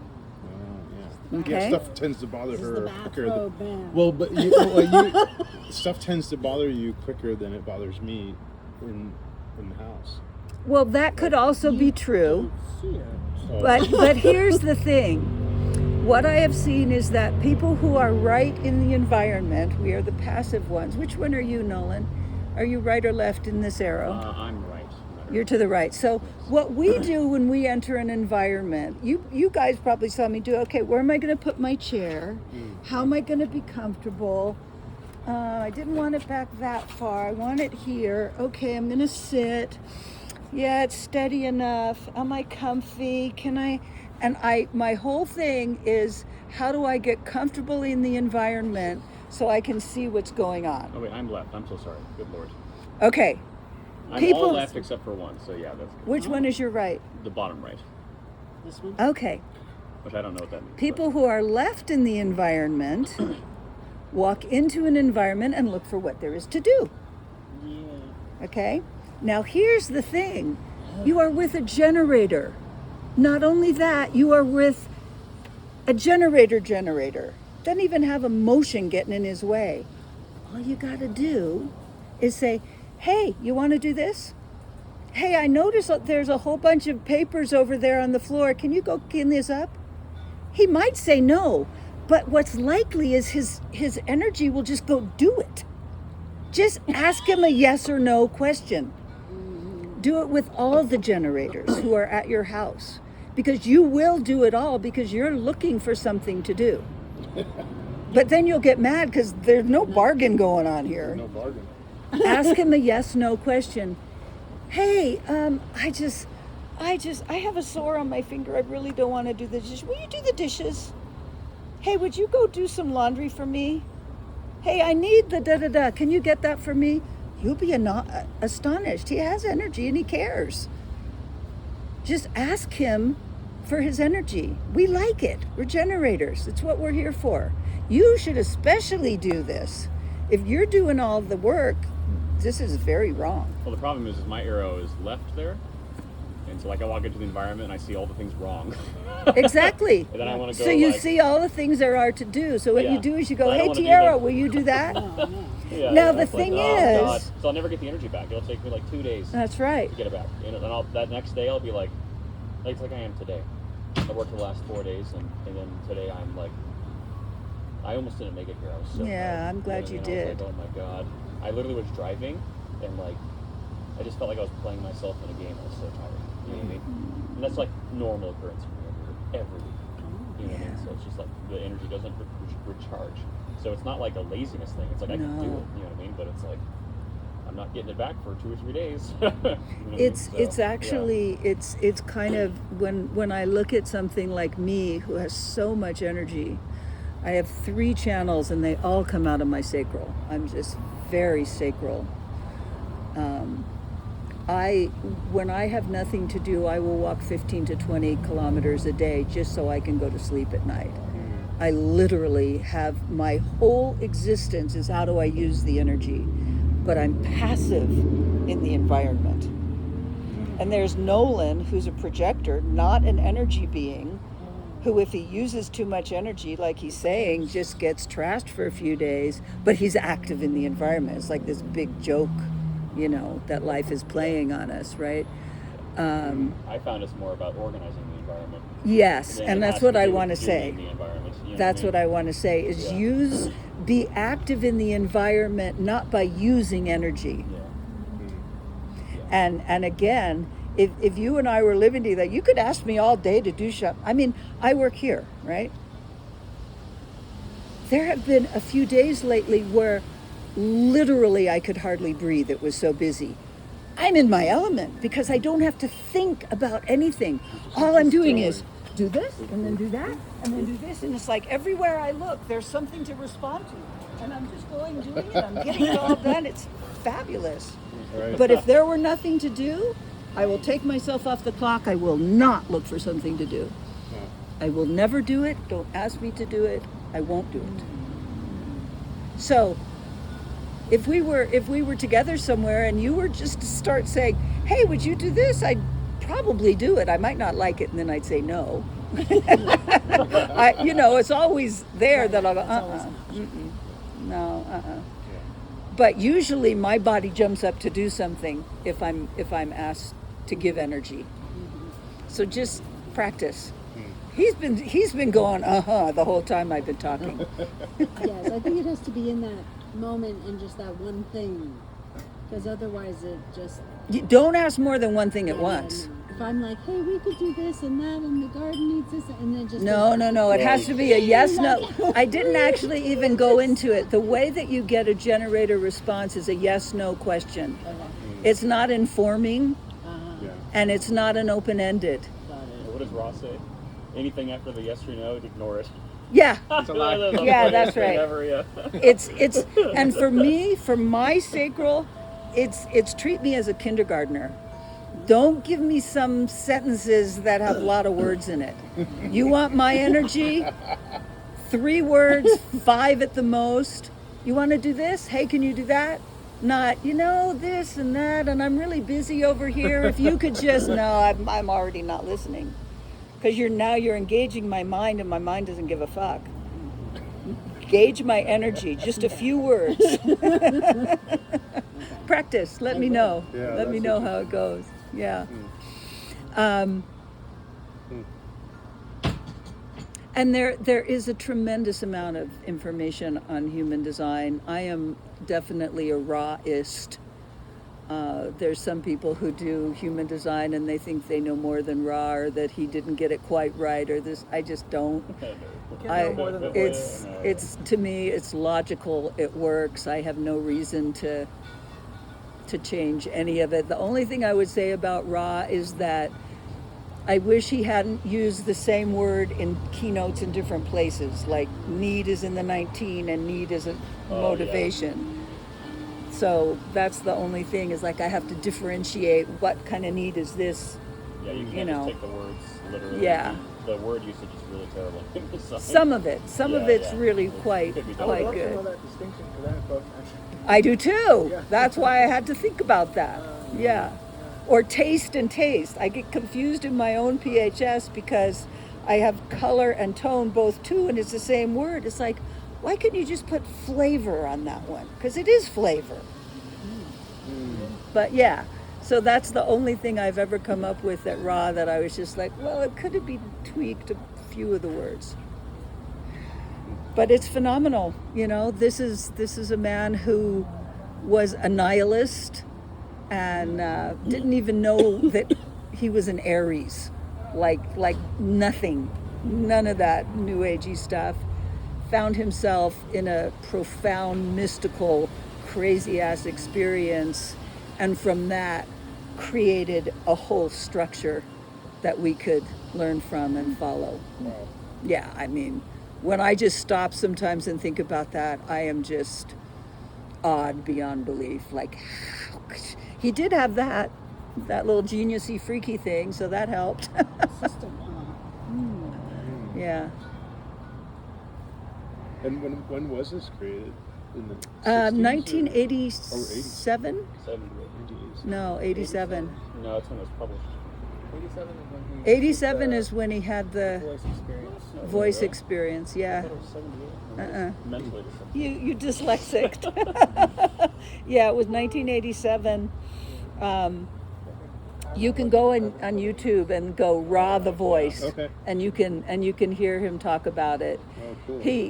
This was a manifester, and just to encapsulate it a tiny little bit, he was Canadian and had a whole life and a couple of ex-wives and a child and some businesses, and one day he was driving and he stopped at some store to get a pack of cigarettes, if I have all this correct, something like this. He stopped to get a pack of cigarettes and saw himself walk out the back door, leaving his car where it was, went to the airport. Apparently he had his passport. That's the kind of detail I think of, right? Went to the airport, ended up in Amsterdam getting stoned. And then one day while he was in some cafe, someone turned to him and said, "Dude, you need to go to Ibiza, man." And he ended up on the Isle of Ibiza, which is in Spain. And he had nothing. He went from he grew up in a very affluent Canadian family, had a lot of money, he had a music business, all this stuff. He never told anyone. Everyone just kind of thought maybe he died. His daughter, nobody knew. Ended up in Ibiza, living in a tree for a while. And he would go down to this one cafe where he would play music and they would feed him once a week. And then someone gave him the ruin of an old house. And he said it had one of those keys, like those old keys, like you'll see them in old churches and stuff, had this one key. And he went home one day, and there was only one way to get in this place, and it was with this key. But he got there and it was open and there was only one key, and he had it and he always locked it. There was a kerosene, if I remember this correctly, you know how details catch you. There was a kerosene lamp that was in there that had never had kerosene in it, but it was lit. And he walked in the door, and he had this dog that was like a wild dog that they kind of coexisted. Why do you sound like Rock?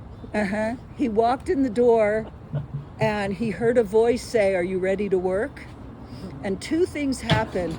He said all the water drained out of his body. It was the most painful physical experience he'd ever, probably not all of it, or he would have died. And the dog fell over dead and didn't move for 8 days, didn't eat, didn't breathe as far as he could tell or anything. And it was his most pressing concern was the dog. And the voice said, "Pull it under the table, forget about the dog." And for the next 8 days, he decided he had had a mental break and he was crazy, and he just went with it because what do you do? And it was crazy ass shit that he was asked to light a fire in the middle of the room and go to a certain book. That there was these things that other people had left in this place. Go to this book, find page hold it in the fire and it wouldn't burn. And then say these words, and then the fire burnt the page. Just like weird ass shit. During which time he was given the human design system. Wow. And he was, he drew it, like he drew this stuff. And after it was over, there's a lot more to it. As I say, you can go on YouTube, Raw the Voice. After it was over, he went out of this place and climbed this little hill, I guess, maybe to watch the sunrise or something. And the dog, who he thought was dead, resurrected itself and followed him out. Wow. And one of the things he said is that he would never have shared any of this with anyone. He just wasn't even that type of person. I would have. I'm the type of person that, I had this thing happen. He said he would never, but people started showing up at his door, asking him to share this stuff. Yeah. Have you ever heard of a walk-in? Mm-hmm. Because it sounds almost like that, or similar. Yeah, it's not what I understand as a walk-in. It was more like, what he said was that it was a voice, and it sounded like the voice of a 90-year-old chain-smoking woman. Oh, it sounds like Craggy, right? Craggy. He said that he was taught by the design crystal of the earth, that it was the essential female principle, and he called himself the dog of the feminine. Did he say Ron called what himself the triggered dog? him to do the initial, leave his car at the gas station? And I didn't hear the first part did of he it. ever talk about what triggered him to? I don't know that It seems anything like- triggered it. It just, he found himself doing it. Yeah. So, as I say, I might got some of those details wrong, but that's what I remember from watching that. Yeah. And so to go from that, where you're just kind of crazy, like he really thought he had just had a psychic break, a mental a break, and he was like, okay, whatever. I'm already crazy. I'm living in a tree, in a ruin, in a beast, And then to structure an entire system that is logical and it goes as deep can go. There's nothing that isn't there. There's a whole cosmology in human design. There's a design of plants. There's the design of mammals. There's the psychology. There's sociology. There's the primary health system. There's the location that you're designed to fulfill your purpose in. There's how you perceive the world.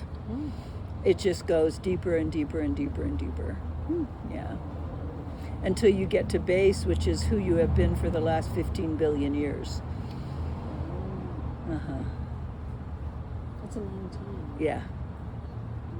Yeah. When I learned about Well, it's hard to break that trench. that's where I went. It's like, if I've been this for 15 billion years, it's not likely I'm going to change because you want me to.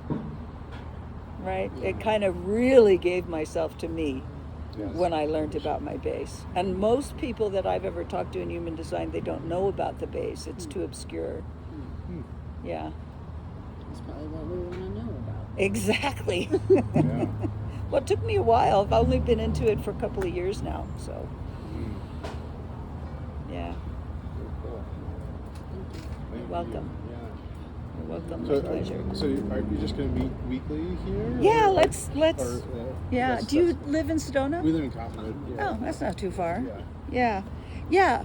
I think it's advertised as 4 weeks at this time in the garden. So I liked it much better when everyone was gone and the music was off. Yeah, that is nice. Yeah. Cool. But I think it is closed now, so Yeah. then they're gonna. Donations for the queen. Thank you, my love. Now, what we can do. What we can do, I have this thing, which is actually, thank you. That's very kind. Thank you. See, I like money. I like people giving me money. Yeah. I'll just tease you. This is a mat that has the human design chart. And maybe next time we'll do this because it's actually, this is magical. I first was introduced to this at an event, thank you, an event in Romania, a human design event. This guy brought it. We can actually put this on the ground, and then we can put someone's chart in it. I have all these little lines and all this stuff. And so what you can do is you can stand on your chart and see how it feels. Like I had one person who did this, and he has 2 different channels. And when he was standing on one, he was very different than when he stood on the other one. So it's kind of mysterious. Like, why would that be? I don't quite know why that would be. But the other thing that was phenomenal is I did this in a workshop I did in London, and there was this woman that was there, and she was defined in the ego with actually, no, not your channel, the money channel. And she had to leave the room to go to the bathroom. And so I decided to stand on her chart. And I was like, oh, I actually had a visceral experience of what being her could feel like with an ego and this whole different, yeah. Which one is the money channel? I want that one. 45. I have it right now. Do you? Yeah. That's cool. It's the one that goes from here to here. I have 45. Yeah. Oh, I have the 21. That's right. Interesting. I don't have any of it. Yeah. So anyway, it's if we like, we can play with that too. Because I leave this here, so it'll just So be if here. it's open versus closed, Defined versus or- open. yeah, then it doesn't necessarily mean you do or don't have money. It's just a relationship to it, or someone else fills it for you. It's empty. Well, the money channel, it's the whole thing. I know people who have it who've never had money, and I know people who have it who have always had money. Yeah. So It's yes, not it, like it a doesn't mean, automatic. It's just yeah, there's nothing automatic. What it really is the top of it is the head of the tribe. The 45 is like the emperor or the CEO, if you put it in more modern parlance. And the 21 is the managing director. So it's when those two things meet. And if you have it, what is always prominent that I have found, because I've known a bunch of people who have it, is that they have an innate sense of wanting their people to flourish. That's true. Yeah. Now, I took that for granted at one point because everyone who I'd ever known that had that cared about me and wanted me to flourish. And I, of course, like that, right? And then someone hired me to take care of their mother, and she had this channel, and I was like, cool. Like it was like a live-in caregiving situation. But she did not see me as part of her tribe, and she did not like that I got along with her mother better than she did. And then she wanted to keep kicking me out of the tribe. It was so weird. It was very bizarre. I have these charts. I'm seeing if there's anything pertinent for anybody. Oh. Okay, who would like this one? This is about the different waves. Oh, the emotional way? Uh-huh. I'll take that. Okay. Since they get amplified. Right. That one we'll go into later. This one you brought up, it's those connection themes. This is the 9 and 0, the 8 and 1. Oh yeah. Do you want that one? I could read that almost anywhere. So. Do you guys want that one? Do you want that Sure, one? we can read about it. Sure. Okay. I'll take this now. Yeah, there you go. Actually, that's a good idea. I'll just take a picture of it. This is too deep. Oh, here's the fear stuff. You can have the fear stuff. Oh, cool. That's good for you guys. You can look at that stuff. This is deeper. This is motivation. Okay. There we go. Those are your handouts then. You can have it. We took pictures. I didn't know. Not? Do you want to have it? It's yours. What do you mean? I don't want it anymore. I want to give it away. Sure. I'll take it for free Okay. forever.